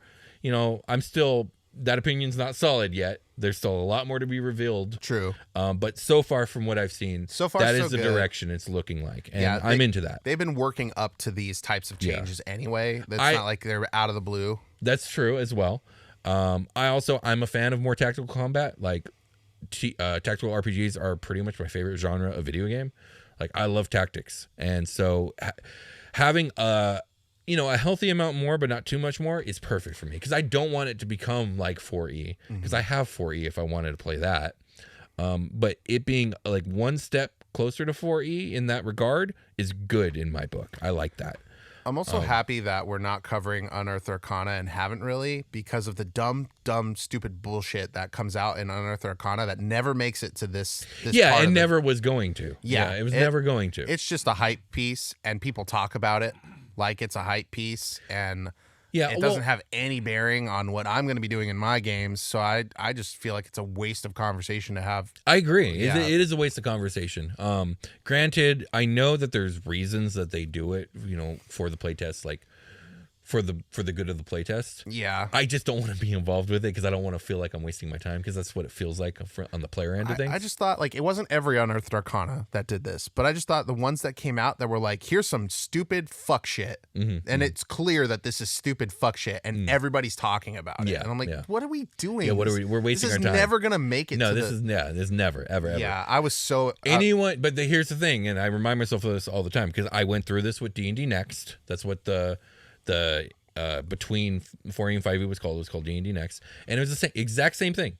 Like, they were just throwing spaghetti, and that you didn't know what they were taking seriously when they presented it. Right. You're not sure which of these. All you do is you test it and you give feedback. Yeah. As soon as it comes out of whatever box they were experimenting in, I'm just hands off. I don't care. I don't want to talk about it with like casuals or whoever that I feel like if you're into the Unearthed Arcana the way I'm talking about, you're not a casual necessarily. Probably not, yeah. But even so, I just don't have the energy for it. I really don't. But it was the same thing. Like, the final product that was 5e was drastically different from most of the playtests, you know, and maybe that's true or not true with this one, because I wasn't part of these playtests. I really didn't have the energy for it. Yeah, but I just felt like they knew they were going to land somewhere around what we're reading today, and they're still fucking around. Like, stop. I guess playing with my emotions. Yeah, I suppose that's true.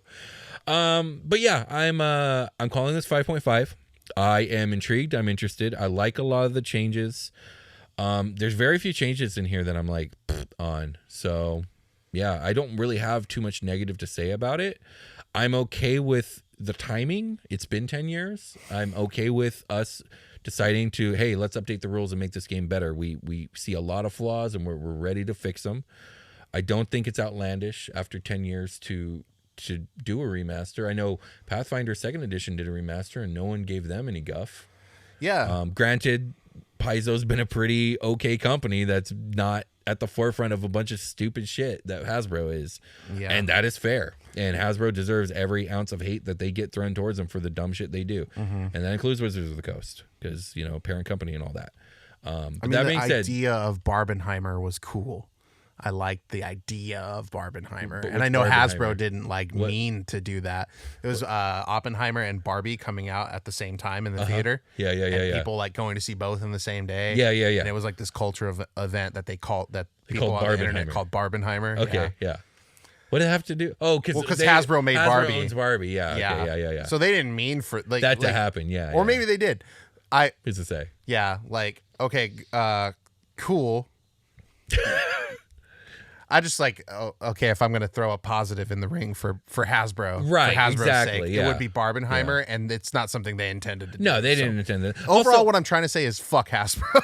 Sure, agreed. But also, like, listening to Jeremy Crawford and Chris Perkins go over this and them talking about this songs for the last year, it's like this is a team of creatives that love their job, love Dungeons and Dragons, and are trying to honestly make a good product, upgrade, whatever you want to call it. And I think that should be applauded. Like, that's a good thing. That's not a bad thing. Yeah, I feel fine with the Wizards team doing this. I also think we should call them the Craw and the Perk. The Craw and the Perk. That'd be good. Okay, I'm into it. Let's do it. I'm excited to see what comes next. They're going to be doing a lot more reveals all next week, and we are going to be sure to cover them here on the show. So stay tuned for more of that. Yeah, we've got some episodes that are going to air out of order in which we recorded them, Indeed, which is a reason not to do Iliad and Bjorn right now. But Indeed. It should coalesce at 400 again. Hopefully. We also don't know what we're doing for 400 still. We're flying by the seat of our pants right now. I think this is 390. Well, this will take the place of 397. Okay. And then it's going to be a mess. We're going to figure it out. We're going to get there. Maybe we'll record a bonus thing. Maybe that. A bonus 400? Like a bonus episode / like thing that airs in it coincides with 400. Maybe that. I don't know. I'm brainstorming here. Don't take me at my word right now. 400 might just be whatever was on the schedule. Yeah. That's what we're trying to say. And maybe we'll do something special. Yeah. And maybe we won't. As an aside, yeah. We are doing some reformatting stuff. Yeah, we're in the middle of a lot of stuff. This wasn't that. This is probably the last episode we do that was like a very traditional what we've been doing, right? Like, well, we'll see. We're waiting on some stuff to come in. We are. Yeah. So it's supposed to be ready by 400. Maybe it's 401. I don't even know why we announce things on the show. I'm kidding. We do our best. We do our best. We do our very best. Speaking of our best, it's time to take our best long rest. Nope. No, we're not doing long rest. We're doing downtime first. Downtime. Ooh, that's so good. It's time for downtime. It's downtime. Downtime time. Downtime time. Hey, everybody. Welcome to Downtime. I'm putting on some new slippies. Oh, yeah? Yeah. They've got, these are like the Heelys of the slipper world. They've got they got new mastery properties. They didn't like remake the shoe here or anything. Yeah. But it does have cool new stuff and it keeps my feet warmer. There were some complaints. It has a strap in the back for sport mode, so I can slippy sport mode now. Excellent. Yeah, very cool. Do you need a VTT? It probably helps. It probably helps to be able to virtually see where your slippers are and what they're doing and if the wheel is popped or not. Absolutely. Yeah. We have physical mail. That's awesome, dude. I can't wait to read it. There's a lot to unpack in this very simple postcard style letter that we got. Okay. And that's by choice, okay. I think. First of all, this is from Canada. I realize I don't need this. The Ontario province, Ottawa specifically. Okay.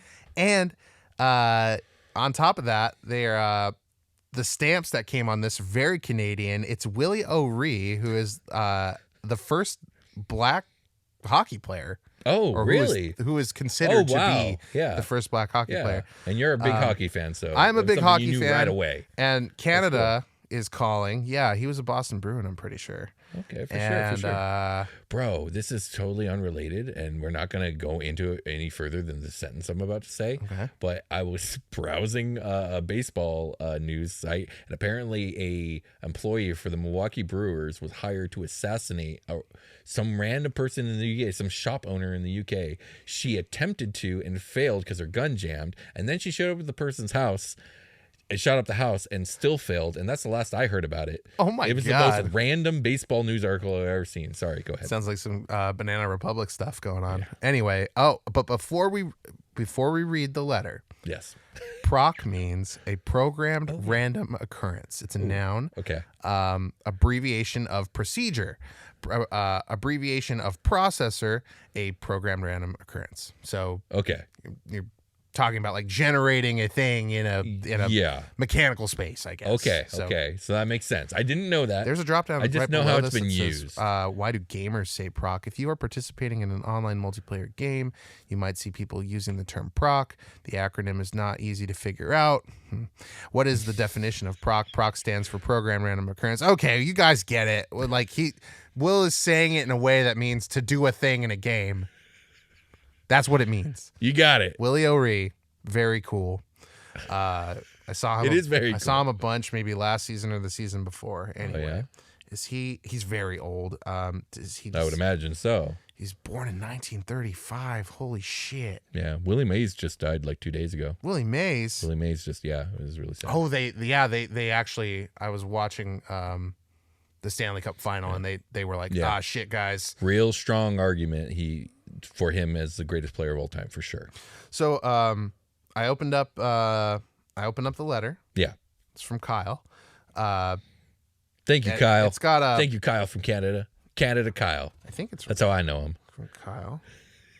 I swear. Yeah, it's from Kyle. Kyle from Canadian Kyle. And I've got a picture of Parliament Hill in Ottawa. Okay, cool. Full moon. Ooh, it's gorgeous. Yeah. That's a harvest moon. Very cool. Some Big Ben style architecture, a little bit. Canadian stuff going on here. Jeff Burbage, is that a photographer? That might be who took the photo. I'm not sure. That makes sense.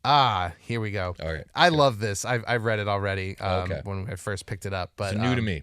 It's new to Will because they start on the bottom of the page, and then they're like, I have more to write. So then they went up to the top. Okay, for sure. Dear Dungeoncast, greetings from the Frostfell, specifically Ottawa, Canada. Cool. I would like to thank you for creating such an amazing podcast on one of my favorite things, Dungeons and Dragons. You're welcome. And of course, shout out to Demogorgon. Shout out to Demogorgon. Oh, I have Demogorgon news after this. Oh. I first discovered your podcast during a different time in my life when I was separated physically from my D&D group. I was hooked after I saw the episode on Bullywugs. That was a fun one. They are now my forever froggy flunkies. I was also able to discover my own favorite demon lord, Zug Tumoy. Oh. Very fungal choice. That was a wild episode. That was an episode that stays with me to this day. You talk about it a lot because we talk about I don't even remember the name of the ritual anymore, but it was like the filth cradle or the filth grave. It was something wild, and we go through the process step by step, and it's horrifying. That's some Dragon Magazine stuff. Yes, it was. Long may she spread her fungi spores. Okay. Yeah. Very PG answer, Will. Thank you. Using the lore provided in the Dungeoncast, I was able to create and finish my greatest campaign. It's centered on Zug Tumoy attempting to take over the Fey Dark using Fomorian and Dark Fey. Ooh, that's a good combo. Yeah. I like that. Don't fart in the Underdark, nor the Fey Dark, as it is rather hazardous. Yes, indeed it is. Yeah.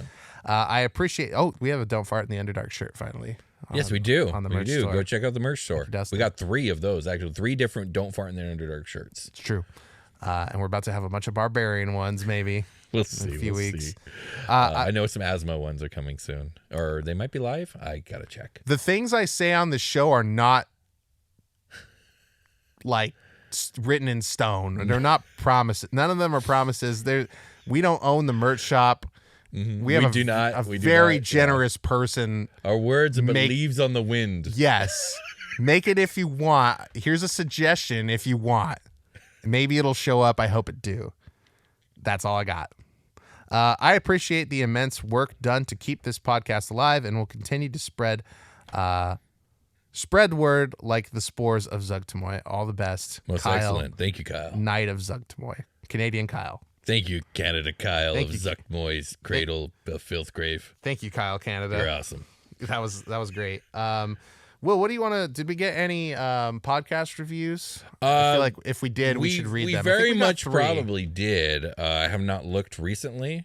Let's check that out. Yeah. And then I'm going to pull up some YouTube comments, and maybe we could pop some of those off. Not as many as the last time we did it. Yeah, we're going to chill a little on the longevity of the downtime. Okay, it looks like we got 2 new.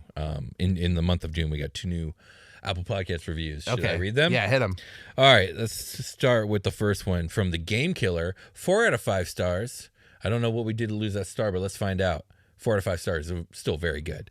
D&D lore that even the very gods can't handle! ! I don't watch this show in order, but there's lots of topics to learn about. There's a lot of emojis, and I don't know the names of all of them. I just kind of describe what they look like. Okay. I'm not sure what I'm seeing here, so I'm going to move on. Specific events like the Spell Plague and items like the Wand of Orcus gets covered. There's also some miscellaneous stuff in there too, like a more recent episode. This review was posted in June 18th of 2024 when Zoe Franznick got interviewed, and we got to know and learn about a few things. For those new to this show or about to listen to it for the first time, I got one thing to tell you: prepare for dick jokes. There's the 4 stars. Don't put this show on if you have kids nearby, or be a parent like me and don't give a fuck about that. I added that part in there. That's me. All right. Also, we got an interview from Garcia Man 988. This is a 5-star review. Longtime listener, first time commenter. So I fell behind and far behind, but hearing a pseudo recommendation for Kung Pao Enter the Fist meant I was required to express my appreciation for you guys. I have learned so much lore and gotten so many ideas for my own games. Keep up the great work. This is for you, Garcia Man. I swear to God, that movie. I love that movie. That's required. That's required watching for fans of Super Quest Saga, not necessarily of the Dungeoncast. That's true. If you watch Kung Pao and like it, you're gonna love many things about Super Quest Saga. Whether you like Kung Pao or not, it is an experience and one that stays with you. Yeah. Is it politically correct? Probably not. I don't dislike Kung Pao. There you go. I don't dislike it. That's all we can ask. And I understand the love for it. I had a bunch of people. You know what? I'm not going to tell this story. Okay, sounds good. I'm going to read the comments from Time Dragons. All right, sounds good. Mike Jones. Do you remember Mike Jones? It sounds familiar. Who? Mike Jones. Anyway. No. Mike Jones, SG2TD. Comment for the algorithm. Oh, thank you. Thank you. JSGE, been listening for years. Just want to say I love you guys. Love you too. We love you too. Shepherd Druid says, these dragons sound like less evil. Oh, was I clear that I'm reading the Time Dragon episode comments? You were. Okay, cool. These dragons sound like less evil weeping angels from Doctor Who, probably eat time and borrow time from the future in a similar way. So they could be just as evil as angels from Anakin's point of view. Are you familiar with the Weeping Angels from Doctor Who? I am. I watched all the way up until the redheaded one. Okay. And then I watched most of the redheaded one. I've only seen one episode. It was the Weeping Angels episode. That's one of the best episodes. Yeah, it was really cool. It does not have Doctor Who in it very much. I guess not. Yeah, I vaguely remember it. At least the one I saw with this was a very long time ago. With the brunette one. I believe there was a brunette. The one that came after the bald one. Yeah, it was not a bald one. The one that was in Jessica Jones as the bad guy, the purple man or whatever. Oh God. I know his name. Matt something. Yeah? No, it's not Matt something. That's why I didn't want to say. I can't remember this dude's name for the life of me right now. Oh my gosh. The second it comes to me, I will let you know. But go ahead. David Attenborough. No. I'm looking it up. You keep going. Ashtonades 7931 says, I love the content, man. Thank you. Is that David Tennant? David Tennant. I knew it was David. That used to be a household name. Now it's not. No, it's it's funny. Time has stolen him from Doctor Who. Let's Doctor move Who on. jokes. Comment time. Right. Ashtonades. I love the content, man. Is that like the ice cream man? I believe we are the content man. We are the content man. Yes, indeed. Do you know about the dirt man? No, tell me about the dirt man. You keep a little dirt under your pillow for the dirt man in case he comes to town. No. Okay, we'll play the song for you later. All right. That's a fun internet thing that happened. Also, Hawktua, which is... Are these new internet things? These are new internet things. For anyone who doesn't know, I might be the most unplugged person Brian knows. I'm the most unplugged person I know. Yeah, pretty much. Yeah. You're weirdly informed also on certain things as soon as it branches over from pop culture into historical stuff. That's true. It's okay. Will is surprisingly plugged in on anything that happened 100 years ago or more. Oh yeah, absolutely. I'm the guy. Talk to me. I also love the content, man. If It's self-love, I guess. Keep up the great work, guys. Thank you. Living the dream. Proud of you. Thank Oh, you. proud of us? Let's see here. I'm curating some of these. Curate away. Somebody's mad about art in the video.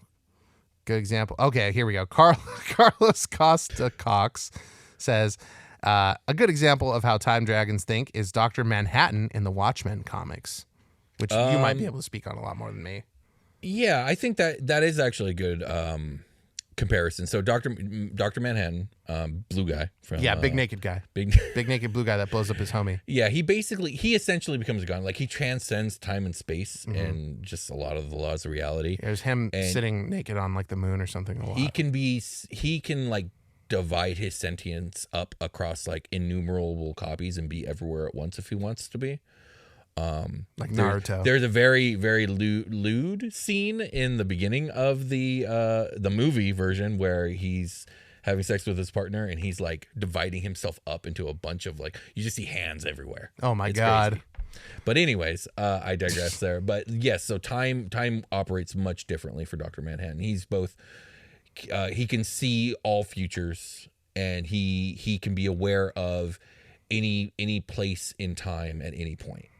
Yeah, it's actually really interesting because the villain of that movie / comic book series has to avoid Dr. Manhattan's notice, and the way he does it is very interesting, and the way he outplays Dr. Manhattan is very interesting. By the way, yeah, bad guy wins. He has to make bad guy wins. He has to make Dr. Manhattan not horny. He basically, sorry, this is spoilers for Watchmen.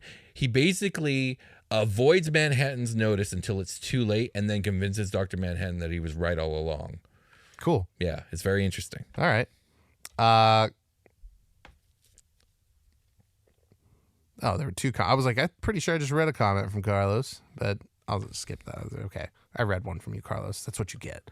AZ Dixon 7700 says goated podcast. Well, do you know what goated means? I do know what goated means. Greatest of all time. Thank you very much. You do watch sports. I do watch sports. I watch a sport, not sports, but yeah. Med C says, I offer a comment to appease the algorithm for our great Lord Demogorgon. Shout out to Demogorgon. Mr. Gore, or Mr. GOR, says, lol, despite the name Echo Knight, the echo is not a being of sound, more like a metaphorical echo, as in copy. Indeed. According to the description, it is in fact a temporal thing, like a semi-spectral manifestation of an alternate version of yourself from a reality separate from your own. But of course, that's just fluff, flavor it however you like. It's straight up Naruto and his shadow clone jutsu. Yeah, cool. There you go. Majestic Goth Itel 1802. If their time dragons can have specs and gravity dragons. What? I don't know. This is a broken comment. The Guzo 17 says 42. Wait, maybe they were trying to say if there are time dragons, there can also be space and gravity dragons? Probably. Yeah. I know that that is not what is written here, but you're probably right. That's my interpretation. Speaking of which, sorry, we're back to Starseekers because I've been working on dragons lately. Dragging these nuts. I really leaned into when designing all 5 of the dragons, leaning into each of the like aspect of physics that they represent, and each represent a primary aspect of physics and like a secondary. Like not that it's secondary to physics, but they have a primary aspect of physics they represent, and then they have a secondary one as well, and it like loops around. So each of them represent 2. Cool. So, yeah. Okay. It was fun. It was fun making them. Oh, everybody gets really mad at me about not knowing the anatomy of dragons do have biceps. Fantasy creatures. I was still.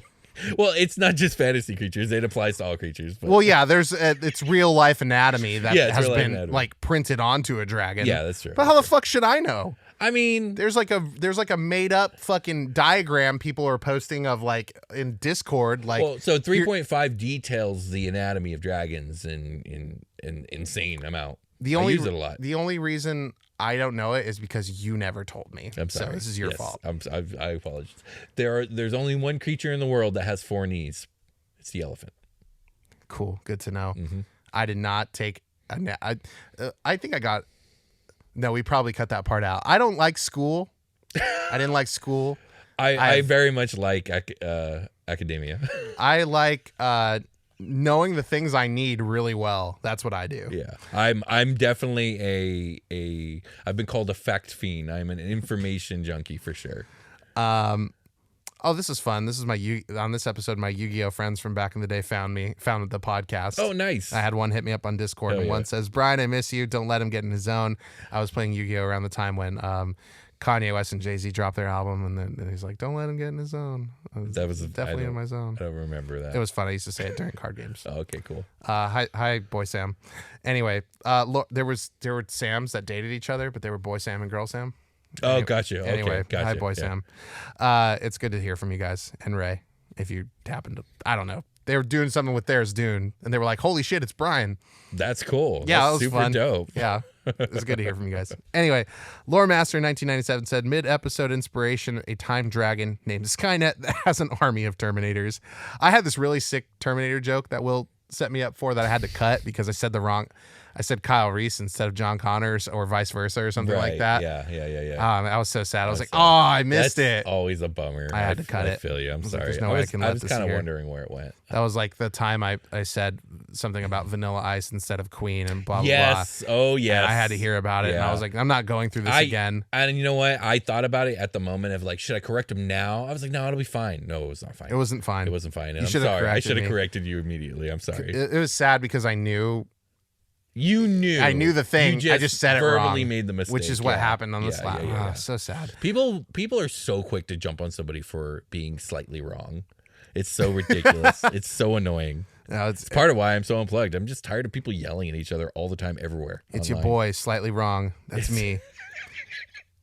You know what it reminds me of? In Adventure Time, there's this creature that Finn meets in season 1. It's like a cat monster. And it says something like, "Hello, Frank the Man," or something like that. He's like, "How did you almost know I have my name?" approximate knowledge of those knowledge things. of many things. I remember now. That's Yes. funny. 6 more episodes until 400. Less now. The clock is really ticking. Now. Thanks for yet another wonderful episode, boys. Thank you. We are episode boys. We are episode boys. I'm going to read a few more. Okay, sounds good. That means 3, right? Yeah, I think that means 3. Okay. These 3.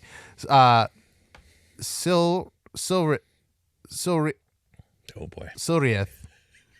Been having an amazing time with a time dragon in my current campaign. Very cool. Very cool. Wesley Butcher 3389 says, "Well, it's about time. Thanks as always. You guys are endlessly entertaining." Thank you. Thank you. And Justin Michael 9043.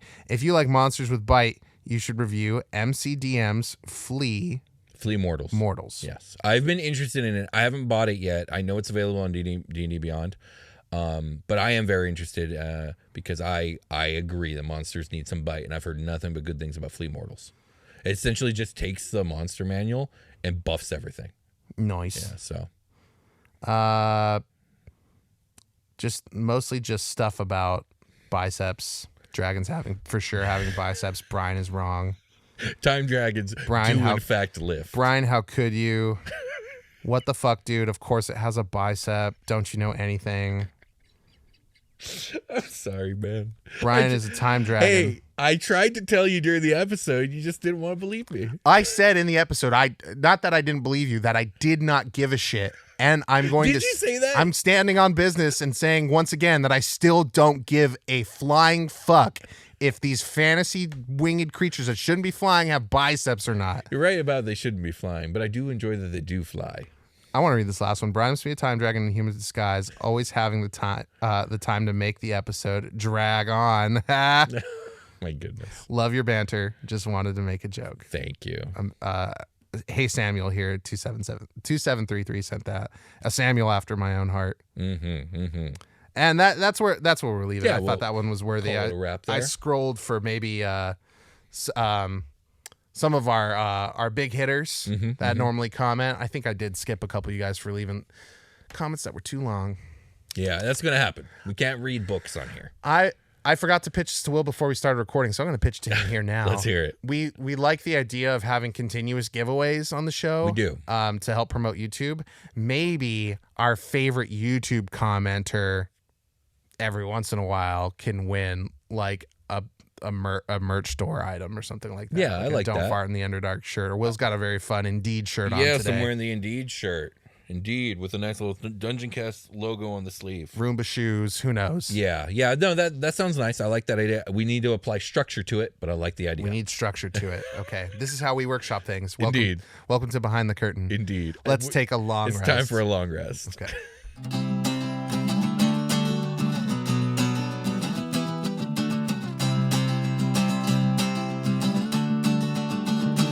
Hey everybody, welcome to The Long Rest. This is the part of the show where we tell you about all the stuff that's going on with the Dungeoncast. One of those things, Starseeker's Guide to Drakenstar is on its way-ish, yeah? Yep, working on the last chapter. Lots of monsters. So many monsters. Thank you to everybody who has supported that project. Will's been working his buttocks off getting a very cool book written, and we're all really proud of him, so thanks, Will, for doing that. I appreciate it. Like we said, we're going to be making some adjustments to how the show is formatted. You've heard a couple of them in these recent episodes and upcoming episodes, so keep an eye out for that. We did want to tell you about our new merch shop. So thank you, Dustin, for doing so much cool work in the merch shop. Yes, there's now a growing collection of super freaking sick designs. I've been wearing one all episode, and you'll see it again in the next episode. But the Ooze Roomba shirt. But I believe there's an Asmodeus design in the works. There's a couple awesome Demogorgon designs on there. There's Bahamut's design, Bahamut's Gym. There's all kinds of cool stuff on there. So if you guys are fans of the show and want to get really badass looking merch that reps the show and also support an artist who's a big fan of the show and does some awesome work, go check out the link in the description, Baba Yaga's Yard Sale. It's where you will find all your new awesome Dungeoncast merch. Yeah, we if you want to interact with the show in our tavern talk section, you can do so by emailing us at thedungeoncast@gmail.com. You can also send hard mail into I believe it's 1784 PO Box 1784, Upland, California 91785. But that address is below in case I messed it up. So check that out in the description. You can send us mail and we'll read it on the show. You can also leave YouTube comments, like and subscribe on our YouTube channel. That really helps us out a lot. And we do read YouTube comments on the show. We kind of pick and choose which episodes we want to go by, but we usually just read everything that's there. We don't really curate too much unless it's like too crazy. And then we also have other ways for you to interact with us on social media. Will, can you speak on that? Yeah, in the description you'll find links to our Twitter, to our Instagram, to our Discord, and to our Mastodon and our Threads account.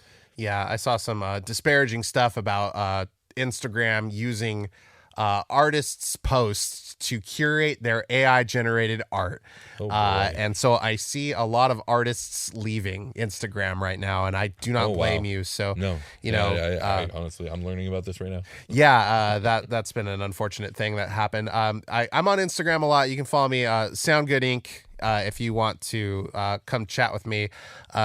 I'm posting stuff about like my turtle or like whatever, dude. I'm not like doing a ton of D&D stuff there, but some of you guys send me funny D&D memes, and I think that's pretty cool. So feel free to continue to do that and come interact with me there. You can also find us on Discord. That's a great place to come talk and chat with us. That's like the only social media I actually personally partake in. Yeah, Discord is great for a lot of things. If you're in the Dungeoncast Discord and you want to ask us something in real time, we'll probably answer. I usually try to get in there and if it's in that particular thread, but there's lots of stuff to do there. We have a really awesome team that admins and moderates that stuff for us. So thank you guys very much for doing that. Also, thank you to our team that helps us do cool stuff in the background. Just want to take a second to shout out to you. And then I think, is there anything else that we want to talk about in terms of show? I think that's pretty much it. I mean, patreon.com/Dungeoncast. You can go support us there. You can find Alien and Beer content, early episodes, show notes. Eventually, there will be early access to our awesome Unhallowed. in the works horror RPG campaign, Unhallowed. Yeah, it's been. It's taking a long time to produce it. Some people have had kids in the works. We had to do a couple revamps. Someone had to walk away. It's been through the ringer, but it's come out great so far. So we're going to finish recording this series this summer. and start on post-production this summer. Yeah. And hopefully have it out by the end of this year, or early next year. Yeah, we're going to figure out some way to get you guys unhallowed content ASAP. I was pitching to Will, maybe we can do raw session updates for certain tiers. We'll see. We don't know. It's in the works, but the idea is that we want a really cool, polished product to have in our Patreon for you guys. So it's taken a long time, but we're working on it, and we're going to have it as soon as we can. So thank you guys.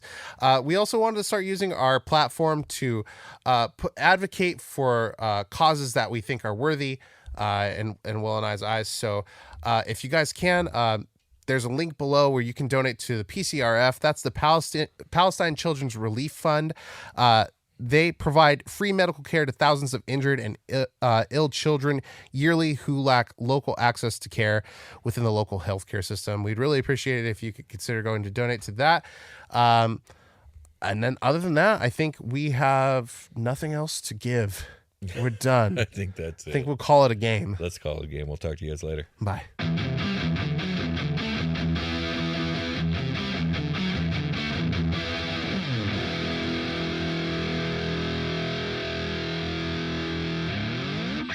Dungeoncast. I had to make a song about Beowulf in high school. That's wild. Yeah. Do you still have it? I need to hear it. Oh man, it's fucking hilarious and bad. I would love to hear it. It was me and 3 other people. Yeah, and they're not musically. Sure. So I just brought my guitar and did like a chords and like, okay, well, one of you will say a line about Beowulf and then we'll all chant like Beowulf. That's cool. It was cool. Yeah, it was funny. You didn't answer a question. Do you still have it? It's somewhere? not like a recorded thing. No, I got Dang an it. A. Hell yeah, you got an A. Yeah, Fuck yeah. That helped me out a bunch. I really needed that. I was really hoping for a recording. I did not take English class seriously, like ever. I excelled at English class. I mean, I'm a great writer.